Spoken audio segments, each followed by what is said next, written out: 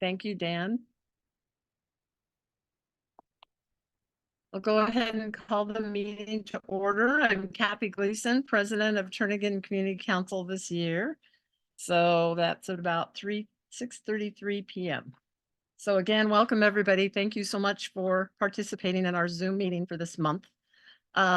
Zoom etiquette, I have a feeling all of you pretty well know the deal and the spiel. So unless anybody has any questions about that, I think we'll just bypass that item in any kind of detail. When we vote on things, please raise your hand and keep them raised so we can all count, and then lower it so then, I can ask yes and then no, and everybody knows that. So at this point, I need a motion to approve the agenda. Would someone like to do that? This is Pat. Oh, this is Pat. I'll second it. Who that was said Kathleen. they'd It was Kathleen. I moved that we approve the agenda. Thank you. Are there anything that you want to say about the agenda? Does anybody have anything to add? If not, I do have another item to list under executive board report. And that is with regard to a special election for executive board. So I'll need to have that scheduled. So we're announcing it tonight. And then we'll go ahead and schedule it for our April 4th meeting. And when we get to that item, I'll elaborate on why that should be added. Does anybody have any objection to that amendment?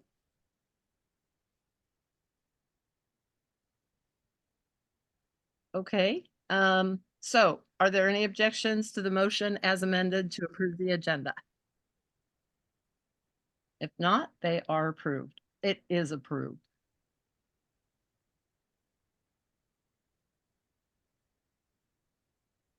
Okay. Let's see, let's move into announcements and I'll kick off. I've got 4 of them and then anybody else that wants to share. So we have gotten notice of an Anchorage delegation town hall at UAA on this coming Saturday, March 9th. And I think that it's at 2 o'clock. So I think by then we're back to daylight savings time. Does that sound about right? I'm not sure. No, we go Saturday night that we're. Oh, it's Saturday night. Okay, so this is still Alaska Standard Time on Saturday at 2 a.m., 2 p.m. at Cuddy Hall on the UAA campus. And there'll be refreshments. And so it's just an announcement that everybody is welcome to attend this Anchorage delegation town hall meeting coming up.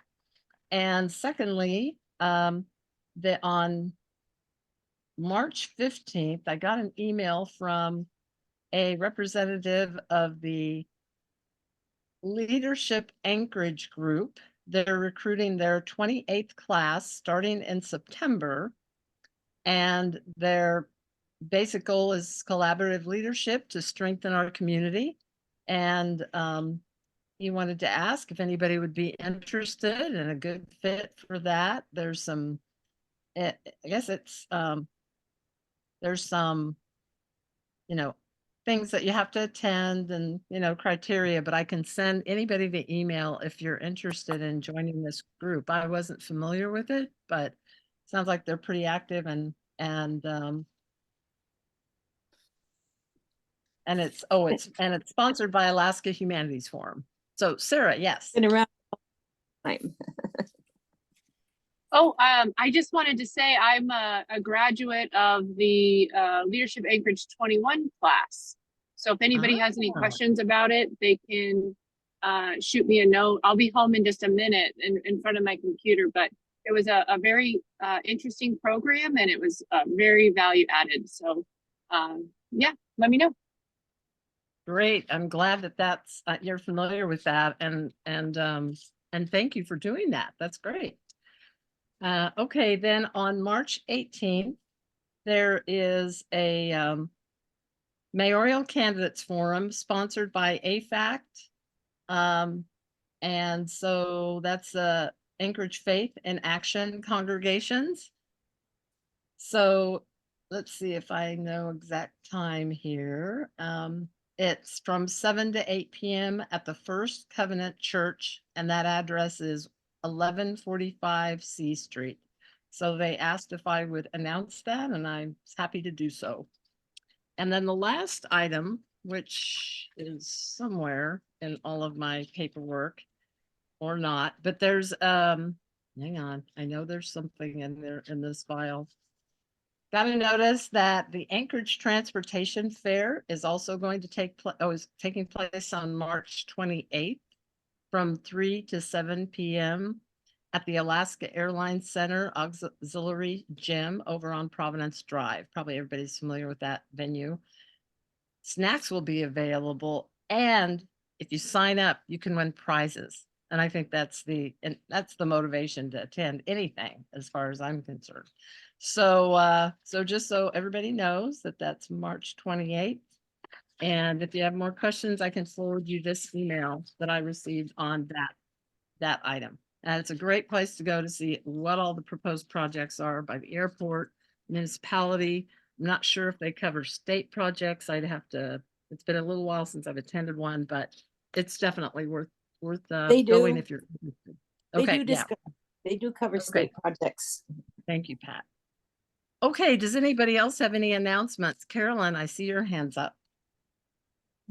Thanks. Yeah, and hi, everybody. I just wanted to note that on Saturday, the Spenard Food Truck Carnival is kicking off the season. It's under the windmill. And so I'll put a link to the Facebook event in there if anybody's interested in checking it out. They're going to have a bunch of food trucks there, and it's from, oh, I just lost it. It's from 11 to 2 on Saturday, and I'll put the link in the chat. Wow, with all the snow and cold, they're still doing that, huh? Wow. Okay, thanks, Carolyn. Anybody else have any announcements they'd like to share? Okay, if not, we will move on to what's new in Turnagain. So what's new in Turnagain? Anybody have anything to share with under that category?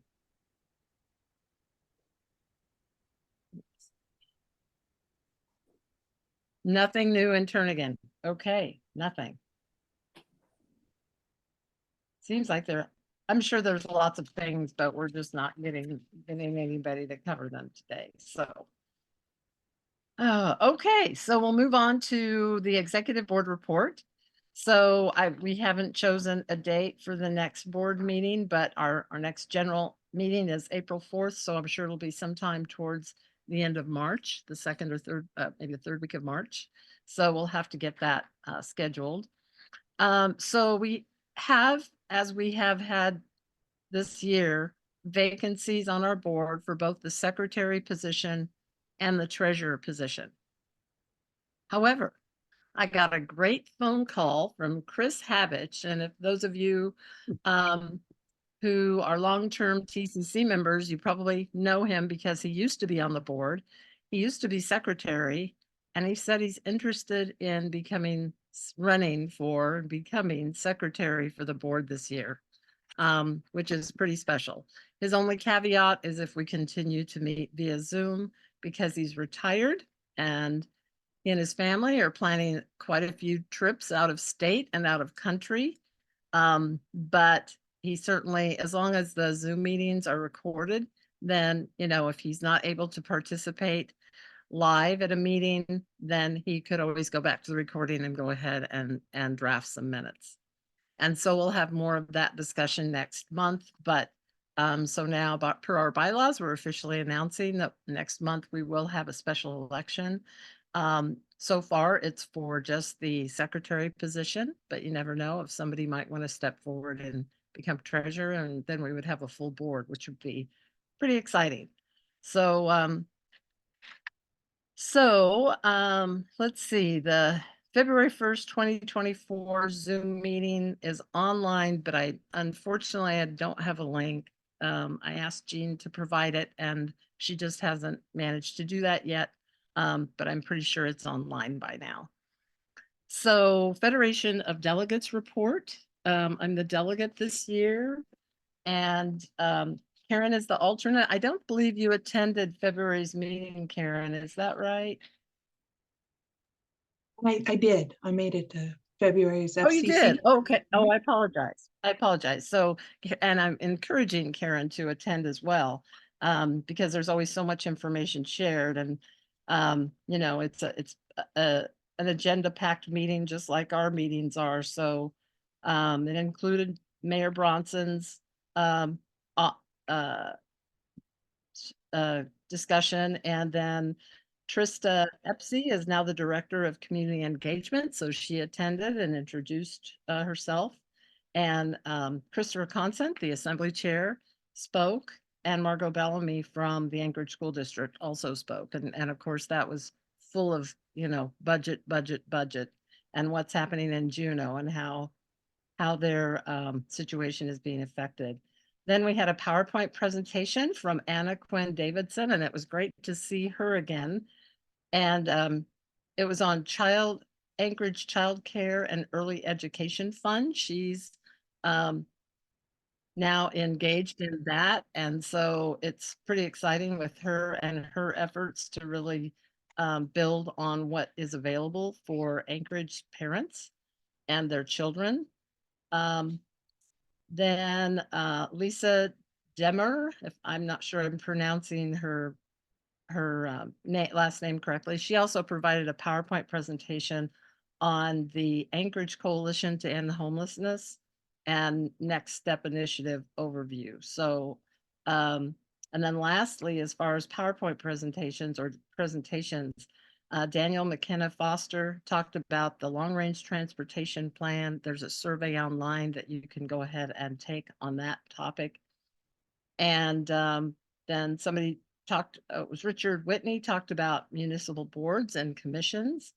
And then there was an update on FCC transition with regard to a new director and the hiring of a new director by Amanda Moser.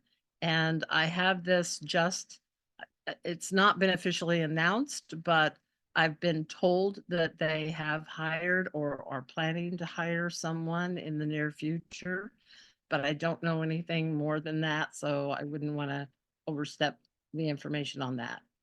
And then councils gave their updates, and one of the things that I pointed out was Bob Rupke. He was a long time FCC delegate for the Northeast Community Council. He and I were buds, and he passed away about 2 or 3 weeks ago. So he contributed a lot to the delegation over the years, and I certainly wanted to give him you know, the acknowledgement that he deserves on that effort. So does anybody have any questions about anything? I can get into more specific. If anybody has any questions? Okay, we will put this aside then. So also on executive board report, we have the West Anchorage candidates form. And I know the wording is going to be not right, but because it's backwards, but there's the flyer for the forum. It's tomorrow night. So it's being sponsored by North Star, Sand Lake, Spenard, and Turnagain Community Councils. And our committee has been busy trying to finalize everything for tomorrow night's meeting. Setup is at 4:30. Anybody's welcome to attend early and help set up things like chairs and tables and get the refreshments table all ready to go. And then technically, we're going to kick it off at about 5:10, seating of the school board candidates. They'll go first. And then by 5:15, I'll do a short welcome. And Kathleen McCoy, who has done a yeoman's job and has done the majority of the work on putting this event together, she's going to give a very brief overview of I believe there's 9 prop and bond items that will be on our April 2nd municipal ballot. And then we'll have the school board candidates be asked questions from 5:30 to 6:55. The committee has worked on specific questions you know, a lot of them pertain, not the school board so much, but the mayoral pertaining to West Anchorage. And then we'll have a little bit of break and then we'll seat the 4 mayoral candidates. So as far as we have permanent or definitive RSVP as 5 of the 6 school board candidates. We have all 4 of the top fundraising mayoral candidates telling us they will be attending. So that's pretty exciting. We'll kick that off at 7:05 and then the event is ending at 8:30. And then of course we'll have to clean up and put chairs away and all that fun stuff. We have to be out of the Spenard Recreation Center, which is where it's being held, multi-purpose room by 9 p.m. or they'll charge us another $70. So everybody's welcome. We'll have refreshments and I think it'll be a really good event that we've been a long-term sponsor on. And so Carolyn, I see you have your hand raised. Yes. Thanks. Just real quick, I'm not sure who is sitting on the committee for the West Anchorage Candidates Forum, but I was at the Spenard Community Council meeting last night, and one of the mayoral candidates who was not invited to attend the Candidates Forum was pretty kind of upset about it. So I'm putting that out there just so that you have an awareness of a potential conversation that might happen on tomorrow night. So just letting you know. I appreciate it, Carolyn. And we spent a fair amount of time since there was 10 people that filed for mayoral. We discussed potentially sponsoring 2 forums, one for mayor and then a different night for school board. So we could accommodate and have the time to do all the candidates. Traditionally, we've invited all the candidates, but I'm not sure we've ever had that many, submit that they're running. And in the end, we decided, no, we've got to do just one event. And with that many candidates, assuming that most of them, if not all of them, would participate, then, you have 5 seconds to answer the following question. I mean, it just would have been so abbreviated and really would not have given justice to the candidates who bothered to attend to be able to fully, give good answers to questions that we ask and then the public asks. And also, the audience wouldn't really get a lot of more in-depth information from the candidates. And yeah, it was a tough decision because we've never not invited all of them. So thanks, Carolyn, for that. I can kind of envision who that might be. And I feel badly about it, but that was a decision that we made. And we hope that it's a good event tomorrow night. Okay, does anybody have any other questions about our forum? I hope a lot of you can attend. Since we, like I said, especially the mayoral questions that we've come up with, we've really tried to kind of tailor most of them for, West Anchorage, which then other forums probably aren't doing. So that kind of sets us apart. So Pat, quick question. Yeah. Just a comment. The League of Women Voters co-sponsored a forum last night, and we only had the top 4 candidates also. We had some criteria that we used, but just so you feel more comfortable about that. Thanks, Pat. I appreciate that. I have not attended any other forums, so I wasn't sure how they were being handled, but that's good to know. And I see Senator Matt Clayman. Do you need to jump in and give your report now? I know you had some time sensitivity. If that's all right, I would like to come on briefly now. Okay, so we'll just change the order of the day really quickly and shift the legislative report up to accommodate you. Senator Matt Clayman, you have the floor. Well, Kathy, thank you very much for taking me out of order. It's been a busy week already in Juneau and busy weeks ahead. I think the 2 biggest issues that we're going to be, we'll see next week. Next week, the governor has the 12 executive orders, and we'll have a joint session on Tuesday to see how many of those the legislature is willing to approve. It appears that most of them, at least my current count, a lot of them may well be voted down by the legislature and not allowed. There are probably 1 or 2 that will be permitted by the legislature. And then the other area that folks have been very interested in is the education funding and the broadband access grant bill. Senate Bill 140, the governor has threatened to veto that bill. There's continuing discussions. I think his deadline to veto is late next week. And so we're just going to have to see whether or not there's any kind of a agreement that the governor doesn't veto or exactly what happens. But that's getting lots of attention. And what I'm encouraging folks to do that are concerned about his threat and to veto that bill, we're encouraging folks to actually write to the governor's office. Let us know as well in terms of where you are on the legislation, but encouraging folks to contact the governor as well so that he really hears voices from the diverse community across Alaska, but in this specific, our diverse voices in West Anchorage in particular. And with that, just happy to answer any questions. Okay, does anybody have any questions for Matt? Steve, are you raising your hand or not? I don't think so. Okay. Nobody has questions. That's amazing. Well, so what is the situation with the school funding? You know, where do you think it's going to lean towards as far as a final result? You know, if I were to predict today, I would say probably 60 or 70% odds right now that the governor will veto, 30 or 40% that he won't veto. There's some discussions about some changes, but they wouldn't be major changes to the proposed legislation. So I think it's kind of a one day at a time. Just a lot of folks very, very concerned that our schools really need that investment. And there's a lot of folks, I think, that support the investment, but we're just going to have to see. Wow. Okay. All right. Does anybody else have any questions for Matt? Thank you so much for all your work down there. I know there's some pretty important stuff going on. So, oh, Karen, did you have a question? Go ahead. Thanks, President Gleason. Senator Clayman, I just wondered if there was anything specific that folks could do to help influence or encourage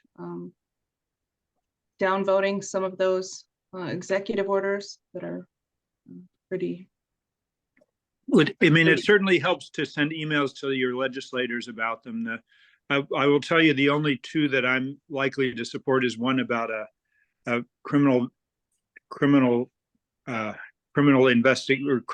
information, and that committee met 3 times in 2003 and once in 2017 or 18. It really isn't doing anything, and so I think it's reasonable to eliminate that. And then there's another committee involving emergency medical services that it looks like the way it was created isn't working so well, and there seems to be a reasonable amount of support for that executive order. But the other 10 executive orders, most of what I'm hearing folks don't support. And so, but we'll have to see how that evolves as we get closer to the joint hearing on Tuesday. But if you haven't written to your legislators, I would certainly encourage you to do so. In this case, to me and to Representative Armstrong. Okay. Anybody else have any questions for Matt? Okay, well, thank you again, Matt, for joining in on our Turnagain Community Council meeting this evening. And, you know, I know you're working hard down there on behalf of our area, so keep it up. Well, and keep your communications going. I always appreciate them. Okay. Dan and I haven't filled out our survey, but we intend to. Is it too late to do that? Not too late, but it's not too late, but it doesn't hurt to do it online. Okay, we will do that. Okay. Okay. Okay, so thanks, Matt, and we'll get back now to executive order. Sorry, executive report. It's been a long day. Okay, report continued. Okay, the next item under executive board report is the just kind of an update about the Minnesota Drive fencing wall barrier that DOT put up late summer, early fall, I believe last year, or kind of mid-fall. And so Nancy Pease, who is a member of the AMAT's Community Advisory Committee, she lives up on the hillside, but she, you know, is has been a long time advocate for community councils and input and activism.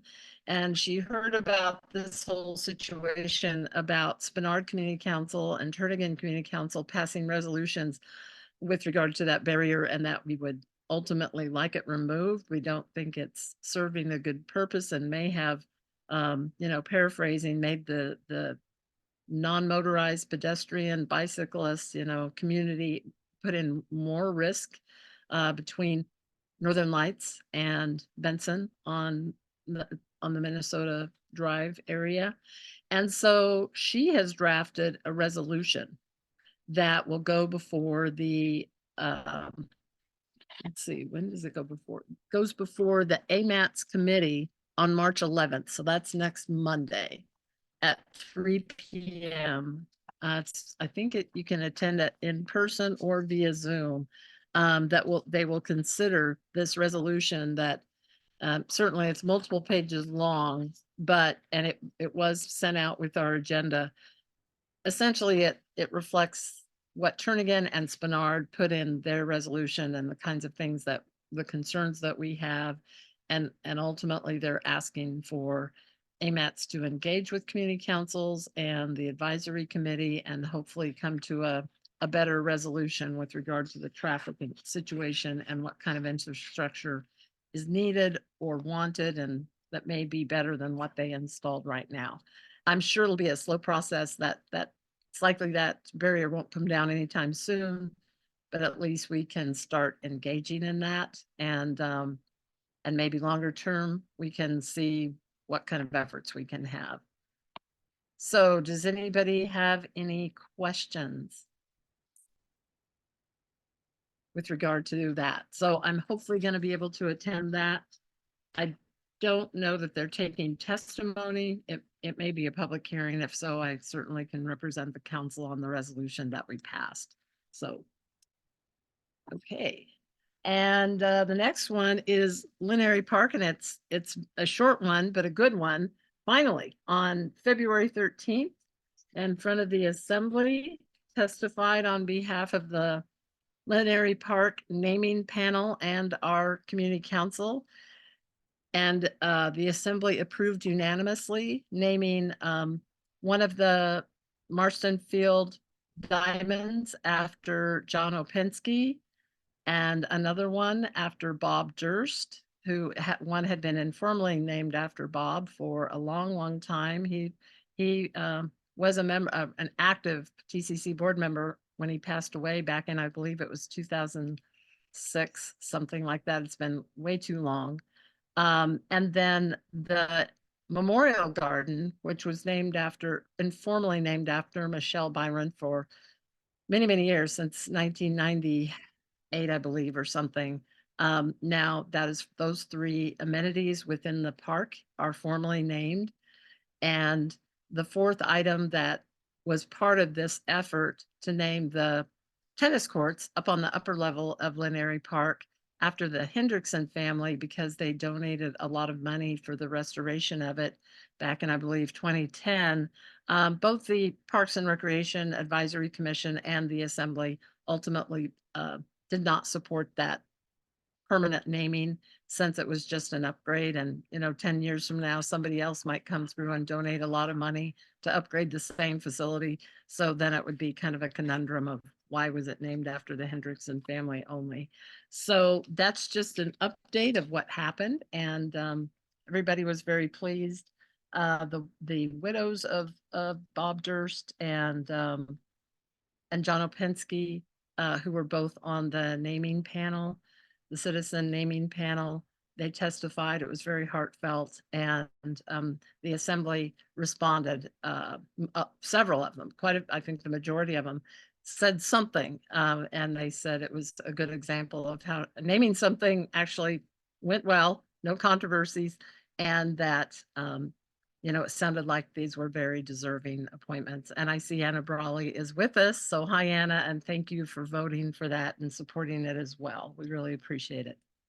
So that is finalized, except for, now the panels that will go up, the naming panels, and TCC has already approved. I think we took a look at that stuff either last year, or the year before, as far as what signage would look like. So that's already been approved by our council.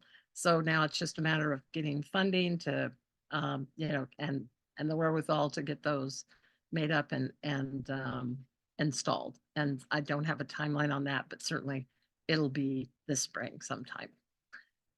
So, and then last item I have under the executive board report before I open it up to other board members is an update on the 2024 5-year Heritage Land Bank plans. I did testify on behalf of the council and our comments that we submit every year. On February 22nd, 2024, by far the majority of the people who attended both in person and via Zoom were Girdwood residents, because there's a lot of Girdwood land that is under the Heritage Land Bank management. So there was a lot of discussion, and the advisory commission advisory committee focused heavily on discussions about Girdwood. And so my testimony kind of got buried under that. Nobody asked me any questions. Nobody did anything, and they did not include any of the recommendations that we included in our comments. So I don't know when this will go before the assembly for ultimate approval of the plan.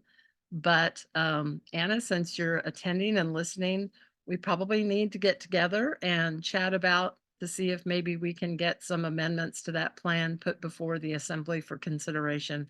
And almost all of them are long-term, you know, comments and recommendations that you might, you know, be familiar with since you've been a part of this council for quite some time.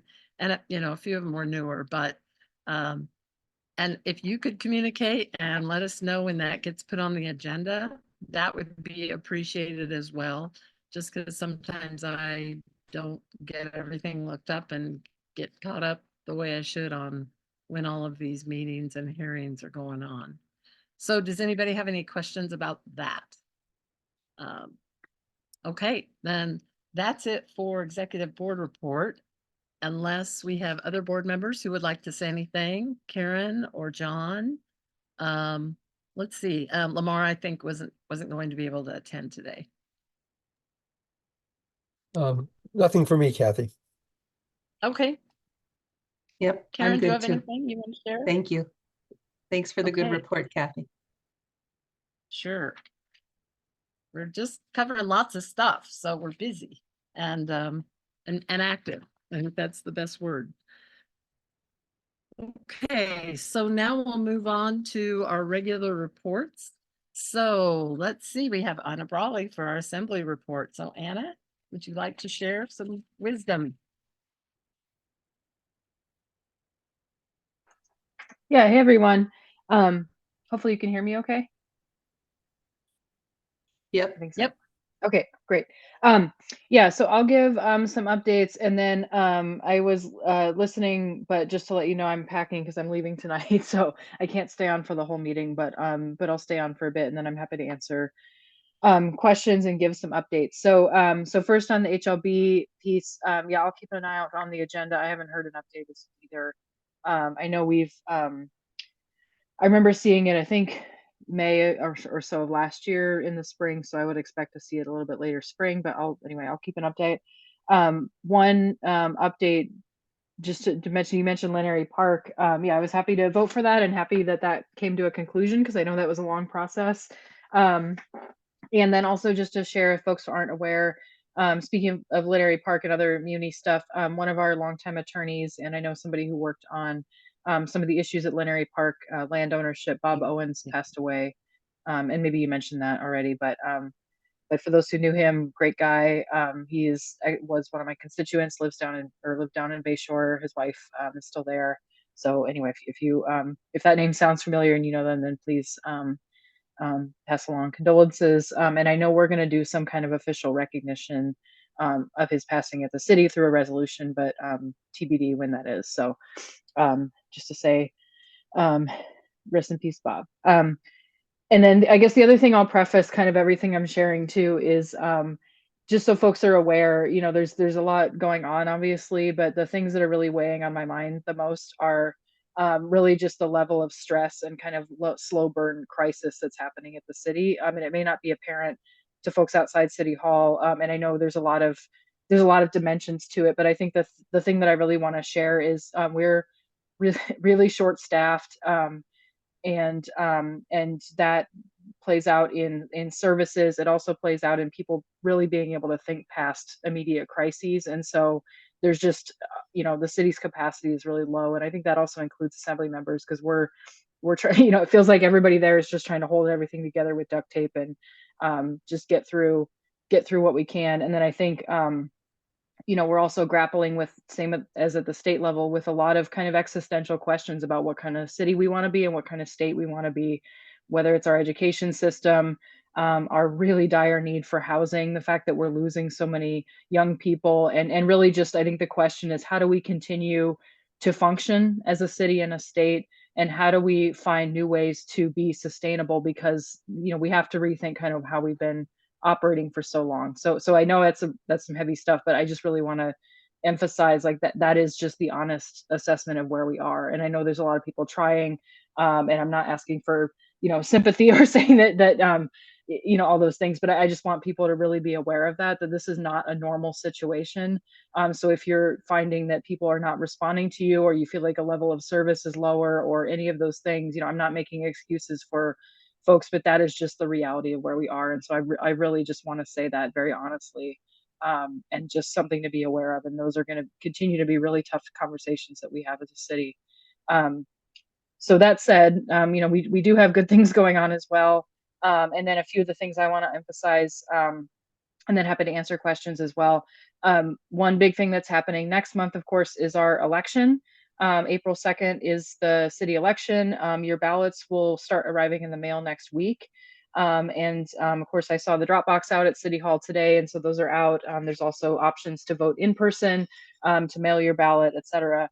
And then I'll highlight just a few things about the bonds. And I imagine Beth is here as well to talk about the parks bonds, so I'll just be real brief.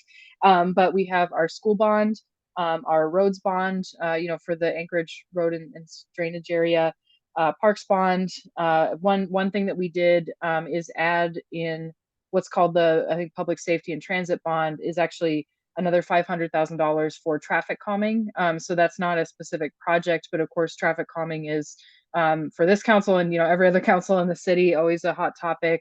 And really we've been funding it at $500,000 for I think the last 8 years or so.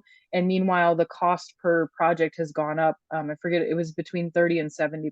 So really, we're getting a lot less for those dollars. And so we, myself and Daniel Voland and Meg Zalatel, amended the bond to add another 500,000, so it'd be $1 million total. So certainly that's not going to clear the list, but just kind of recognizing, we want safe streets. So that's just something to be aware of. There's also the cemetery bond, which is to, the city created an area-wide cemetery service area. So everything from Eagle River to Girdwood. There's two projects, or actually two major projects and one tiny one on that bond. The tiny one is just purchasing some equipment for the Anchorage Cemetery. But the Girdwood and Eagle River Cemetery projects, those don't exist yet, obviously, but there's been work on them. And so it's putting some initial funding toward both of those. And the idea is not that those are just for Girdwood or just for Eagle River, but really that they are all citywide cemeteries that are located in those areas. And so so that's something to keep in mind going forward. And that's kind of the story of that one. There's also the Chugach area, or Chugach Access Service Area Bond. That one is something, again, the voters voted on last year. Basically, that would be one capital project to increase the kind of improving the road and the parking area on the backside of Flat Top, the Sunnyside Trail. And of course, that the idea is that there'd be several of those kinds of projects over time, not within Chugach State Park itself, but the Muni roads, that are adjacent to it, to improve access and really take pressure off of some of those really popular trails like Flat Top, where everybody goes to park because that's where you can. The other one to mention, I know I briefed the council on this a while ago before we voted on it to put it on the bond, is the public restroom bond. So myself and Chair Chris Constant and Vice Chair Zalatel sponsored a restroom bond. So it's $5 million. And I know there's been a lot of kind of poo-pooing, so to speak, of the of the bond and the amount. But I just want to be clear. So it would be purchasing about 10 or so, possibly more depending on the per unit cost, public restrooms. They would be standalone, made of sturdy steel. They can be located throughout the city. They are on plumbing, so they're not like a porta potty where they have a tank. So they would need to be located where we can plumb them. But the idea is that they would be safe. They're designed to, kind of discourage or not make it easy to do kind of problematic activities in there, like using drugs, because they have blue lights that make it really hard to find your veins. There's safety design features, and they've been used in a lot of other cities, including other cities like ours that are winter cities, year round, really. There's heating elements in the seat to keep the water from freezing.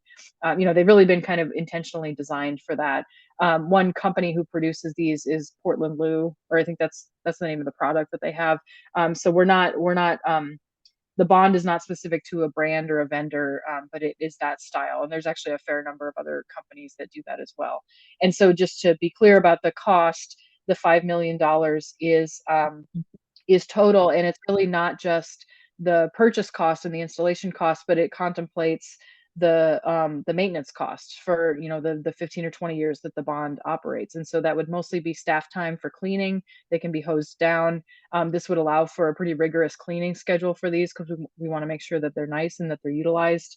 And so that is basically, I've been calling it the equivalent of when you buy a car, for example. If you were able to finance 20 years worth of oil changes into the cost of your car loan, so it's really paying for it up front and then making sure that we have that funding. Because as we know, we're not always good about remembering to pay for maintenance. And that's kind of the story of Project 80s, right? So really trying to get away from that and think about how we make sure that we're sustaining things over the long term. So that is a standalone bond. So you'll see that on your ballot as well. I believe it's Proposition 8. And then of course there's other items on the ballot as well. So I'll just encourage folks to go to muni.org/elections. That information will be on your ballot in the packet of materials you get, but really check the city website. There's information, and just any questions you have about voting would go to the clerk's office. And then lastly, I'll just mention, and then again, I'm happy to answer questions as well.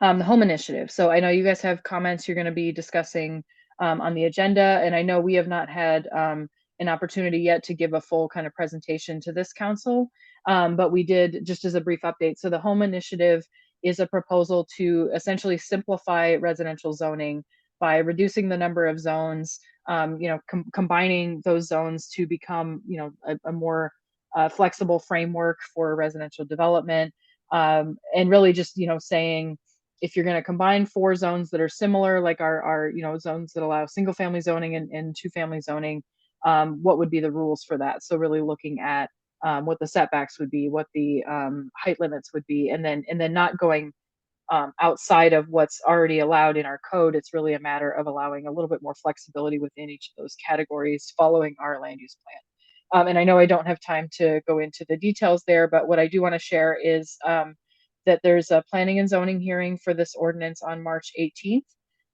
This Monday, we recorded a webinar that really goes into great detail about what we're proposing, not just kind of the high level, but also, as I said, going into the details for each proposed zone and comparing them with current zones, and then answering a few questions there as well.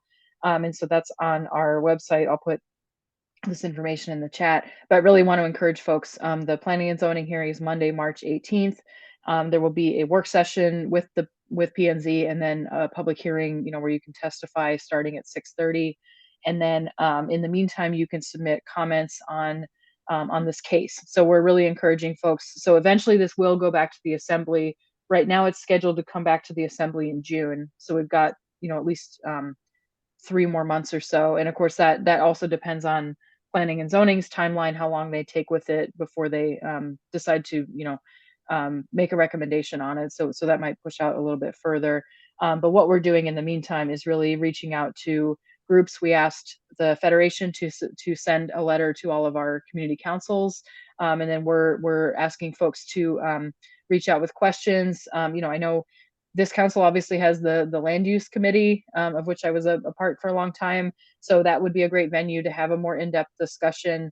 And then, of course, as I said, I recognize that it's going to planning and zoning, and that is because we really need to, to get the staff report. We're waiting to hear from that and waiting for P&Z to kind of weigh in, give their expert opinion. But the goal of this is that, we put forward our first draft, and then we want to work through it with the community before we bring another ordinance back to, or an updated ordinance to the assembly in June. So we're really having meetings, not just before P&Z, but really in March, April, May, and really even early June, to really have those dialogues. So I've reached out to Federation to ask if they would consider scheduling maybe a special meeting, because I know their delegate meetings are always full. And then again, we have time to discuss, because what we put forward as our first draft, we anticipate is going to change as well. So I know I've shared a lot of info, but I'll stop there and see if there's questions, and then happy to follow up as well. Okay, excuse me. Okay, Anna, thank you so much. So let's see, I'll start with John, and I see other hands raised as well. So we'll get you guys going. So John, go ahead and go first. John, Okay, thanks, Anna. Appreciate the work you're putting in. It's going to be nice to have that link so we can see where that recording is to review it. We do have a lot of questions about how this process will proceed beyond just the concept of consolidating the zoning districts into a smaller number. And in some ways, it's a bit problematic that the Planning Commission is holding a meeting before you are having sort of your public outreach in April and May. One of the things that we're going to ask is if they do hold the public hearing, we would like them to continue it till after you have some of your public meetings, or perhaps a chance to reach out to us so we can provide more informed comments. I understand the interest in getting this moving, but it is really important to make sure the councils have that ability to provide informed comments to the Planning Commission. So just kind of a heads up. Yeah, thanks. And as I said, this is this was introduced in August, and so we've been really working to kind of get all of those details together, as I said. And yeah, we will be following up. And honestly, I think that is a recommendation to make to planning and zoning as well. So we know they have their March 18th meeting. We know it's going to be, a complex topic, and really understanding what's in there. And so I don't anticipate that they would take a vote on the 18th, but it's not up to me, obviously. So, but yeah, I think that's one of our conversations is what is the timeline. Great, thanks. Okay, let's see. Who else has Sandy? Go ahead. First, can you hear me all right? Yes. Yep. Okay. So really just two comments, not a question. The first is, Anna, keep up the great work. I'm not surprisingly super impressed with the work you do in both the quantity and the quality. So thank you for what you're doing. The second is just to simply mention a quick example of what Anna started out with about the keeping things functioning in the municipality. My super short story is, across the street from me, I have a fire hydrant. It's had an orange bag on it for the last 6 months, okay? An orange plastic garbage can bag. Why does it have that bag? Because it's broken. So I've been pursuing the municipality about, is it broken? Why is it broken? And how do we fix it? So the answer, after about 4 or 5 months at this point, is somebody ran into it. Yes, it's broken. How long will it take to fix it? And here's the shocker. The answer is 5 years. 5 years to fix a broken fire hydrant. So I'm still working on that. I may come back to the council at some point and want to talk about it more. But to me, an example of, broken fire hydrant, it's public safety, affects insurance rates ultimately in communities. And currently it takes 5 years to fix one of these things in Anchorage. Doesn't seem quite right to me. I'll leave it at that. I just wanted to give a little support to what I heard Anna talking about. Yeah, thanks, Sandy. And yeah, keep me in the loop on that one as well, because I know we want and need fire hydrants to be working. Yeah. Okay, thank you. And I've got a quick question on a follow-up. Do you have any idea why Sandy would get that kind of response from the municipality that it would take 5 years to replace it. I mean, that's insane. I don't know what the normal would be over the decades I've lived here, but I can't imagine it's been 5 years. Do you have any thoughts on how that really could be realistic?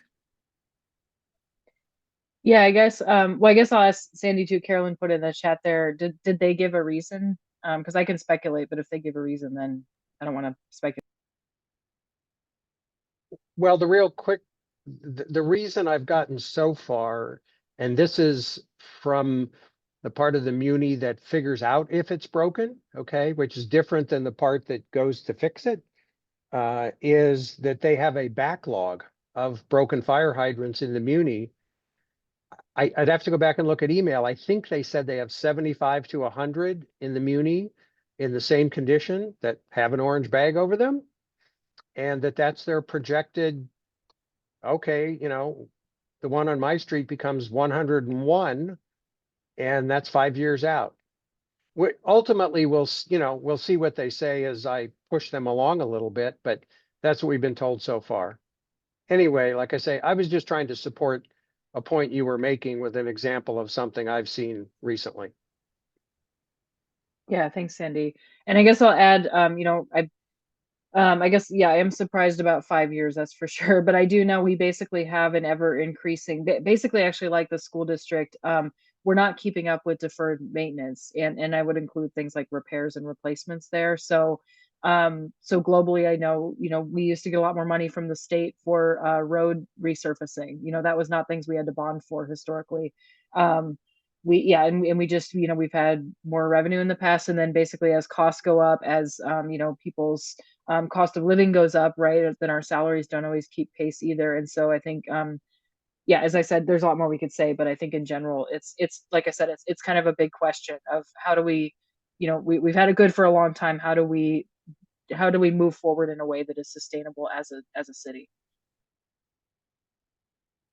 Yeah. Okay. Thank you, Anna. Anybody else have questions or comments for Anna?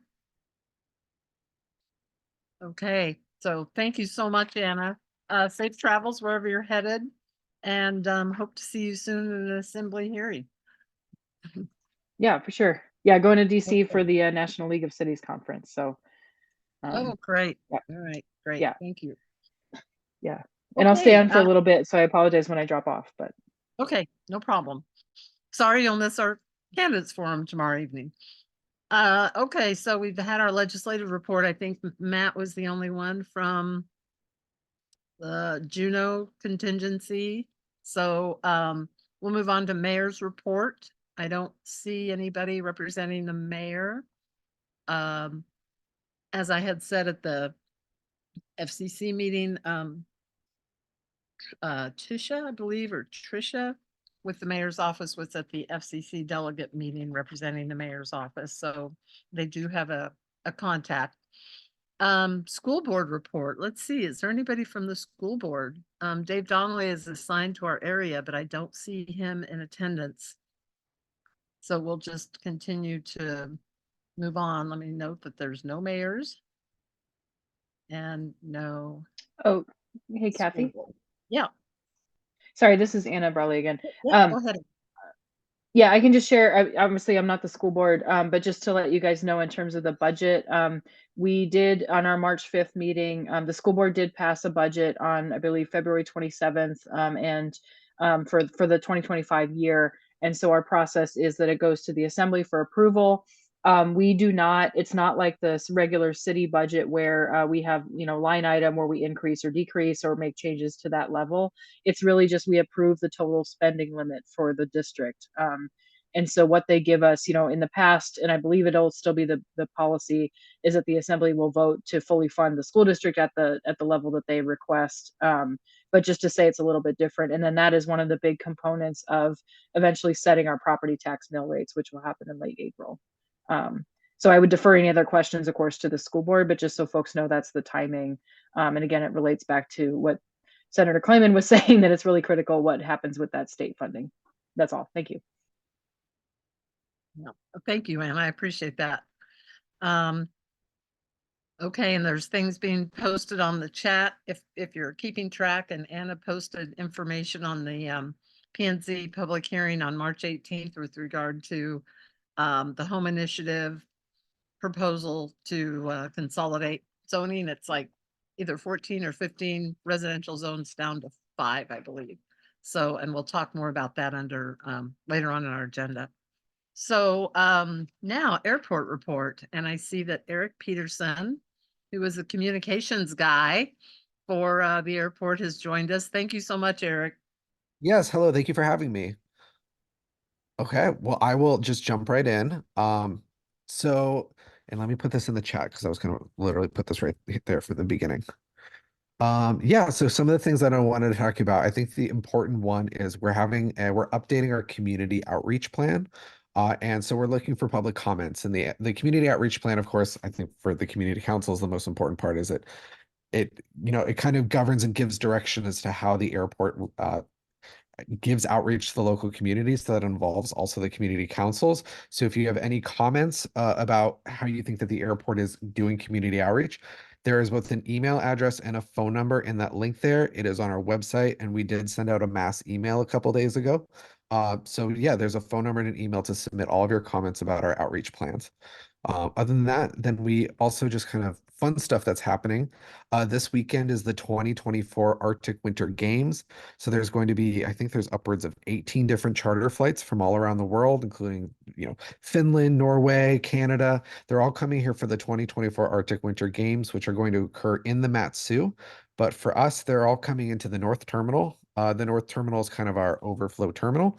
And so the North Terminal is going to be crazy on Saturday. So if you are for some reason needing to go to the North Terminal, you're going to just be seeing school buses and all this kind of stuff for all of the different athletes that are going to be coming through. So we're really excited for that. I also wanted to, I've said it a couple times, but we are having our own airport job fair. It includes jobs with directly the airport, but it's all of our kind of partner companies. Everything from Alaska Airlines is going to be there, Pegasus is going to be there, but also a lot of like tourism jobs, hospitality jobs. They're all going to be there. And that will be, March 23rd in the North Terminal. So we still got a couple weeks, but you are all invited. If you know anybody looking for jobs, especially if they have interest in aviation or tourism or any of that kind of stuff, come on by. Parking is free, and bring your resume.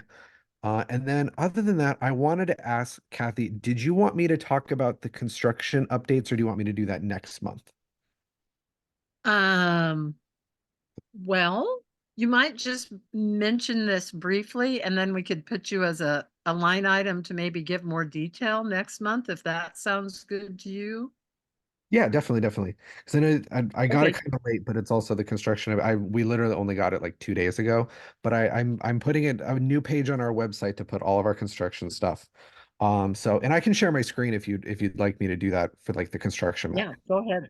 Yeah. All right, I've actually never done it before, so let's try to figure it out more. Anybody who knows how to do it, can you help Eric out? Zoom. How to screen share? I know there's pros out there in the audience.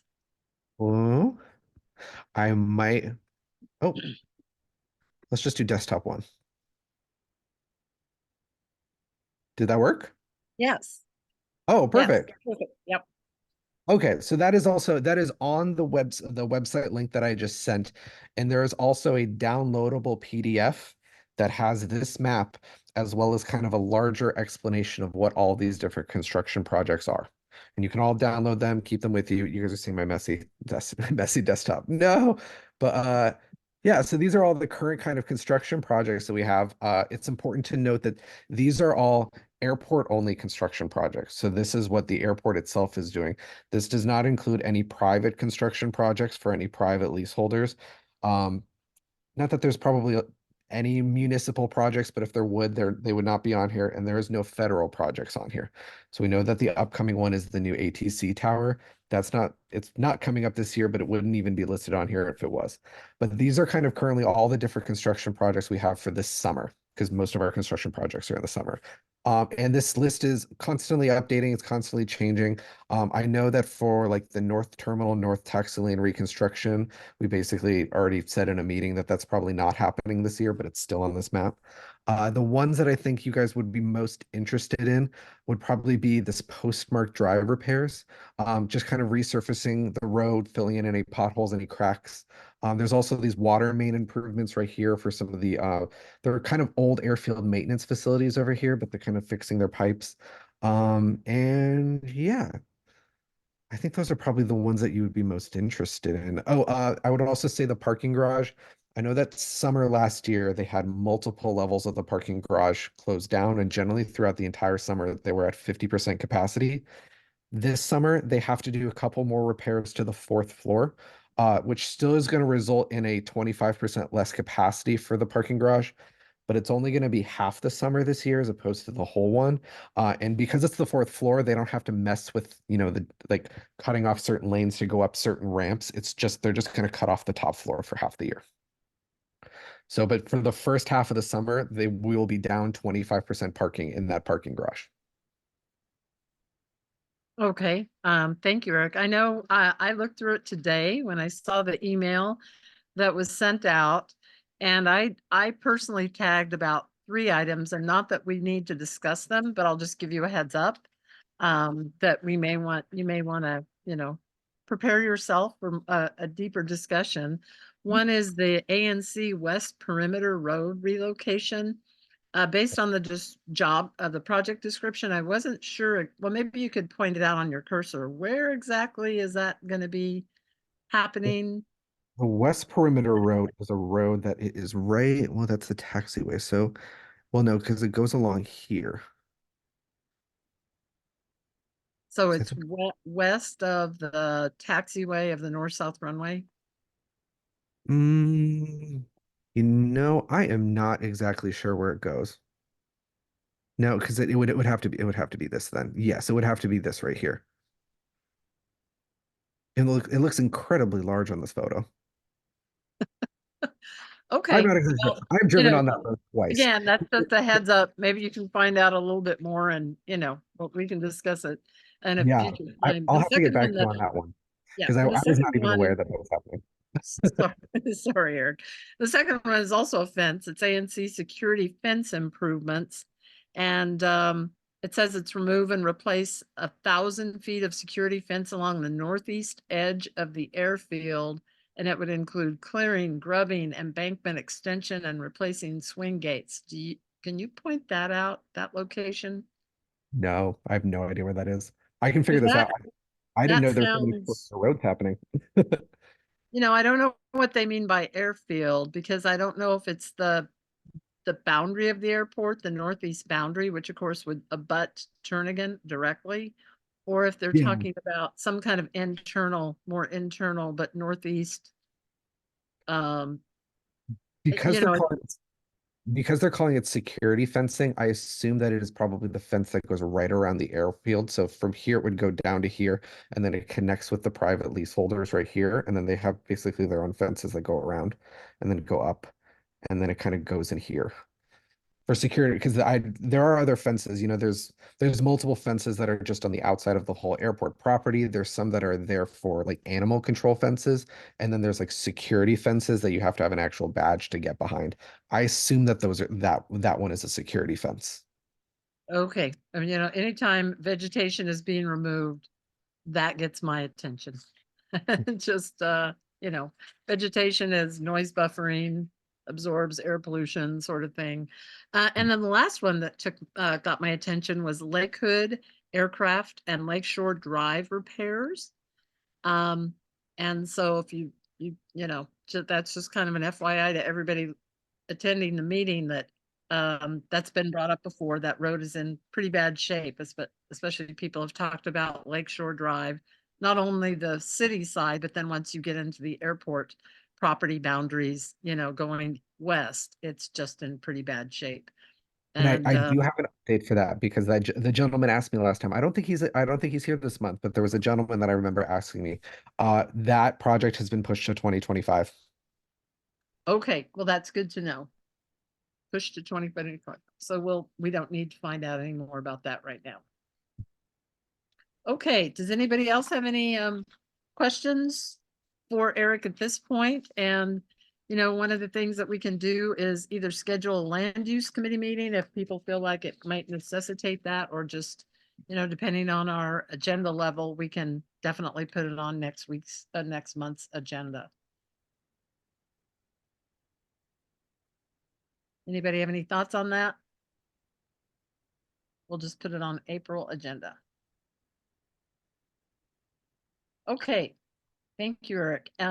Anything else with regard to, before we get to airport master plan under our old and new business? Does anybody have anything else for Eric?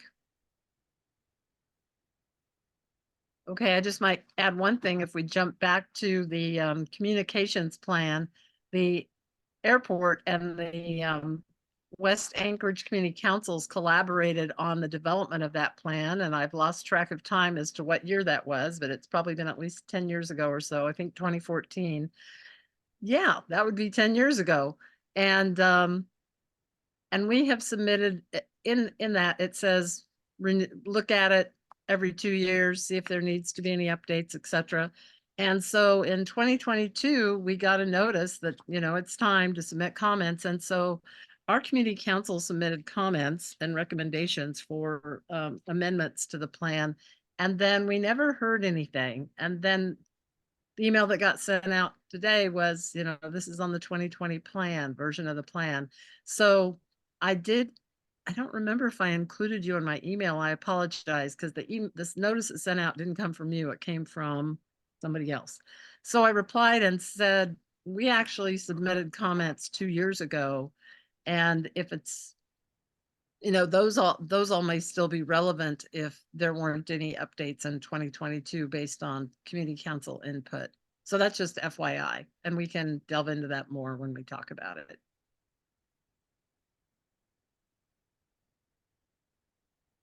Okay, so now we'll move on to old and new business, and we're kind of sort of almost on schedule, which is good. Maybe a little bit behind, but thank you so much, Eric, for all the information that you're providing. So the first item on the agenda is consideration of approval of draft TCC comments on the airport master plan update facilities requirement alternatives. The airport had the stakeholder meeting, which John represents Turnagain on, and I'm the alternate, as well as a public meeting on February 6th, where they provided all of that information. And so John's taken the lead on this and came up with some draft comments for our council to consider at this point, just on this particular, narrow item of where they're at on the master plan. They didn't have a deadline for submitting comments, but they encouraged everybody to get them in sooner rather than later. So John, I'm going to pass this over to you and fill us in on what the highlights or lowlights that we want to make sure we point out at this level on the facility requirement alternatives.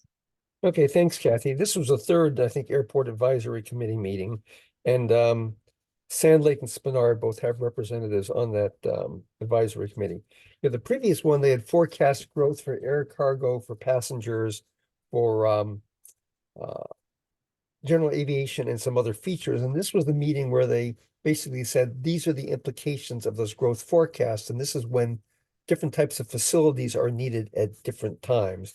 And they showed graphics, and you can find those in the airport website, that show alternatives for what they call airside facility requirements, which are runways, taxiways, and air cargo, and the terminal.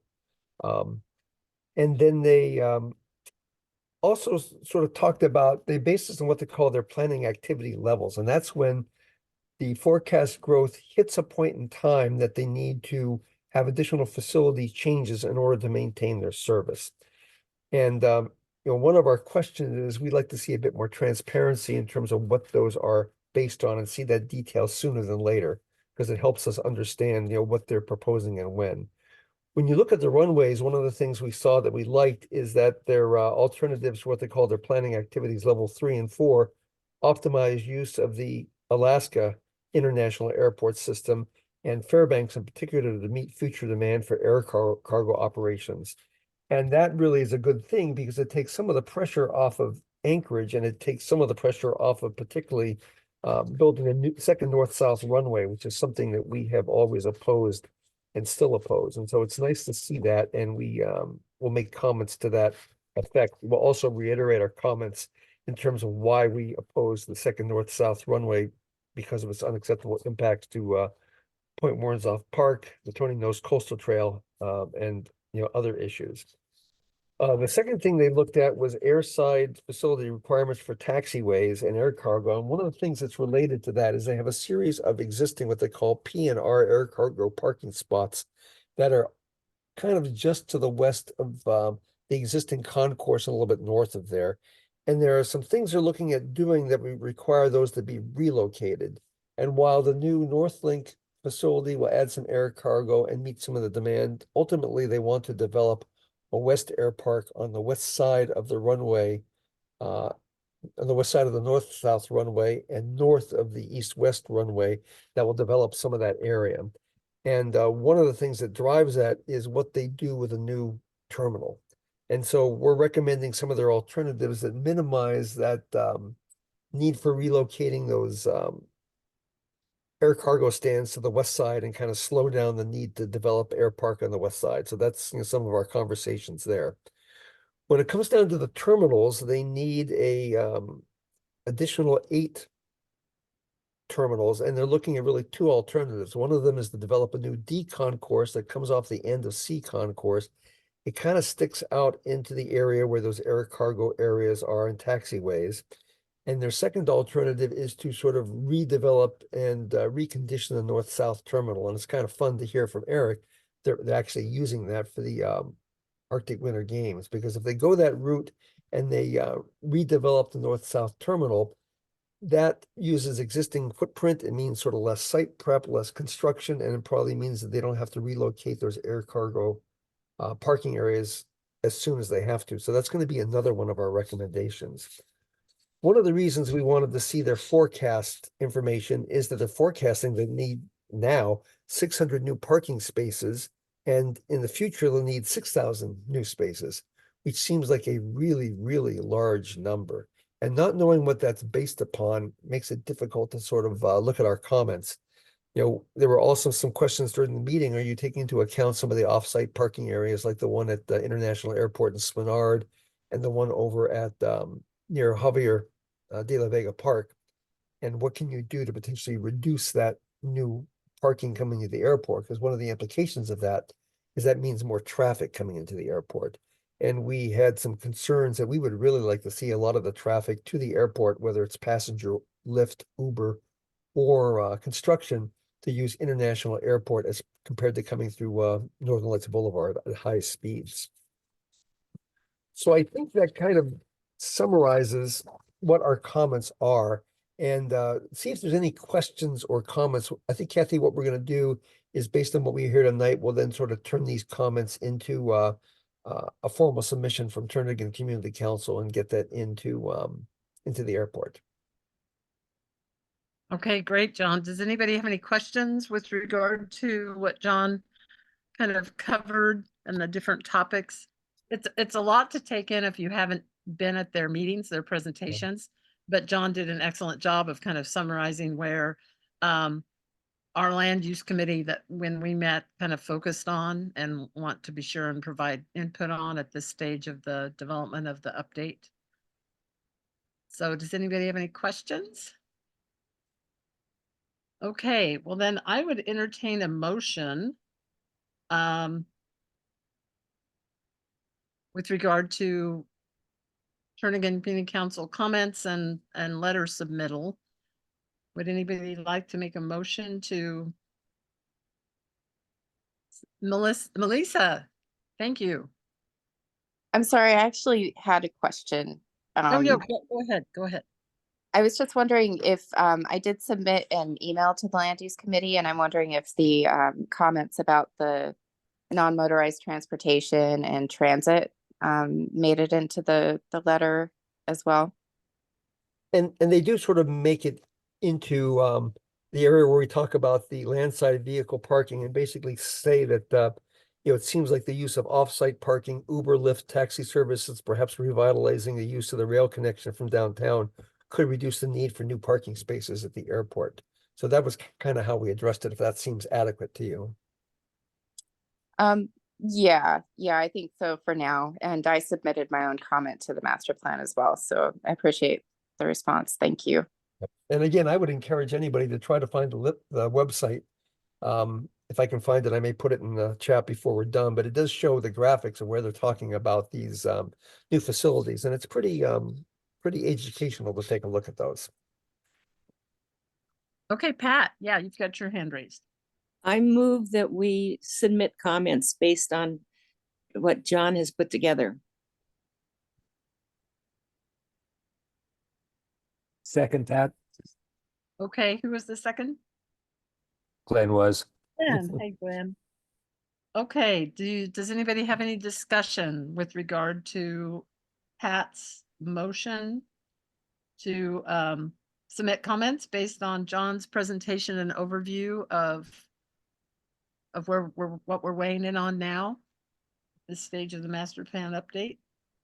President Gleason, I just wanted to thank John and you and others for keeping up on this. It's a really complex and it's a long game. You gotta it's decades, right? So thanks for keeping us up to date and bringing stuff forward for us.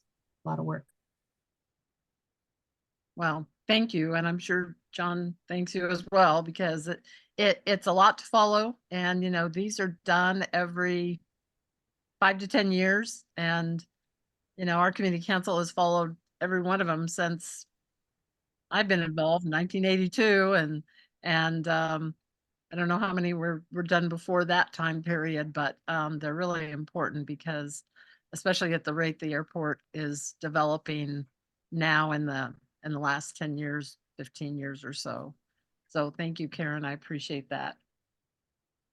Okay, anybody else have any comments before we take a vote on the motion? Okay, then all in favor, please raise your hands and keep them raised till we have a chance to count.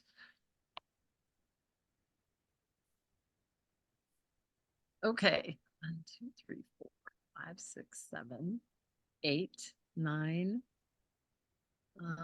10, 11. Oh no, wait a minute. You just 1, 2, 3, 4, 5, 6, 7, 8, 9, 10, 11. I've got 11 yes. And are there any no's? So everybody that said yes, can you lower your hands? Including you. Including me. I'm working on it. For some reason, it keeps jumping around on me. Okay. Are there anyone object to the motion?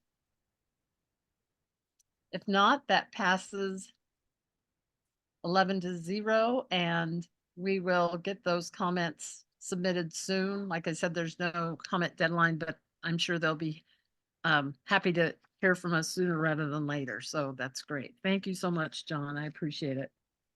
Okay, let's put that there. And 0.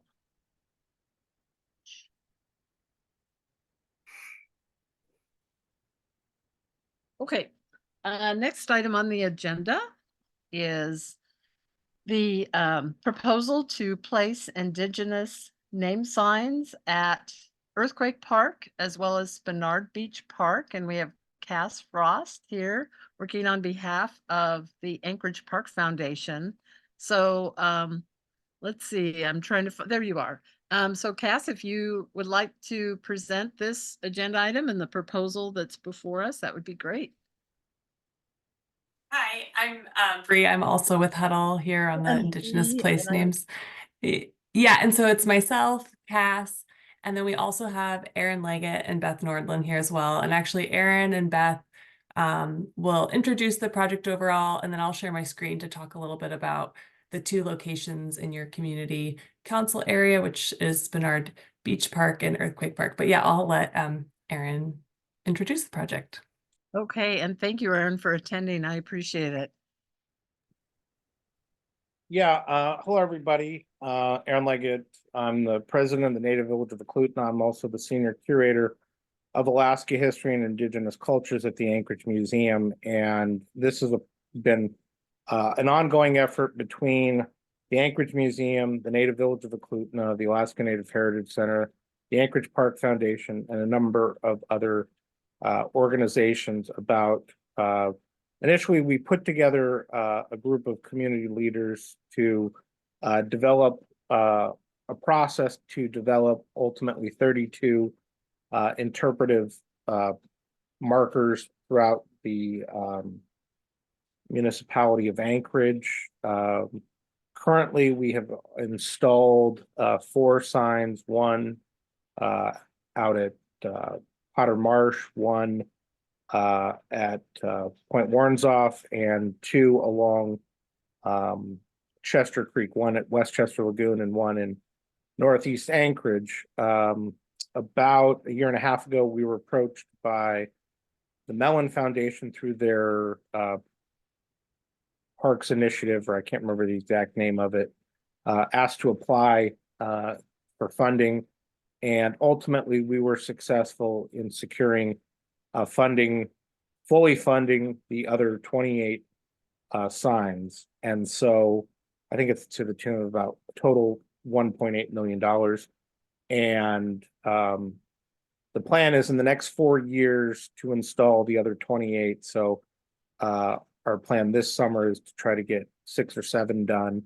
And the 2 that were mentioned, one at Spinard Lake and one at Earthquake Park, not too far from the one that was done out at Point Warrenzoff. And this is an exciting effort with a lot of community partners. We've certainly learned quite a bit over the last few years in and how to do this and do it effectively. And I'm sure one of the concerns that may come up that we're pretty confident about is having done the one out at Point Warrenzoff, that it getting the permissions from the airport to install it. So we're already kind of worked our way through that whole process, and we're pretty confident. And I think Bree will bring up the screen to show where it'll go. And that's it in a nutshell, I suppose. Yeah. So right now, if you can see my screen, this is the location that's we're proposing at Spinard Beach Park. And the installation will be similar to what's at Chunchnu Muldoon Park. All the signs have the same style, but with the different place name on the front panel, and then a different story and history related to that place name on side panels. And so we're thinking along, likely midway along the paved path. And our understanding is that you guys have ongoing improvement plans to the park. So I guess we'd be interested in any feedback just to make sure we're consistent with what you guys envision there. And then maybe I'll just go ahead and jump to the Earthquake Park. Anything else you want to add about this location, Erin? One thing, yeah, I think just again, so the Dena'ina name is Nilskidi Dal Yi, means the 2 lakes that are joined together. Yeah, if I can jump in. So yeah, I was on the committee to develop plans for Spinard Beach Park, and Sarah Haley's, I don't think she's with us anymore, but she was the head of that committee and did a yeoman's job, and it was a coordinated effort between Spinard Community Council and Turnagain. And as you mentioned, this is within Turnagain Community Council boundaries now, and it has been for several years, but previous to that, it was within Spinard Community Council boundaries, and you know, it has the name Spenard. So we wanted to have Spenard Community Council definitely, we wanted to collaborate with them on, you know, the proposal and of upgrading the park and getting amenities. And so I did send an email today. I know it's kind of late with regard to placement and that we do have plans.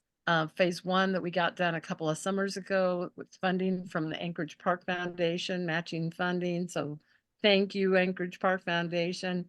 And, you know, we're hoping to get the second one done.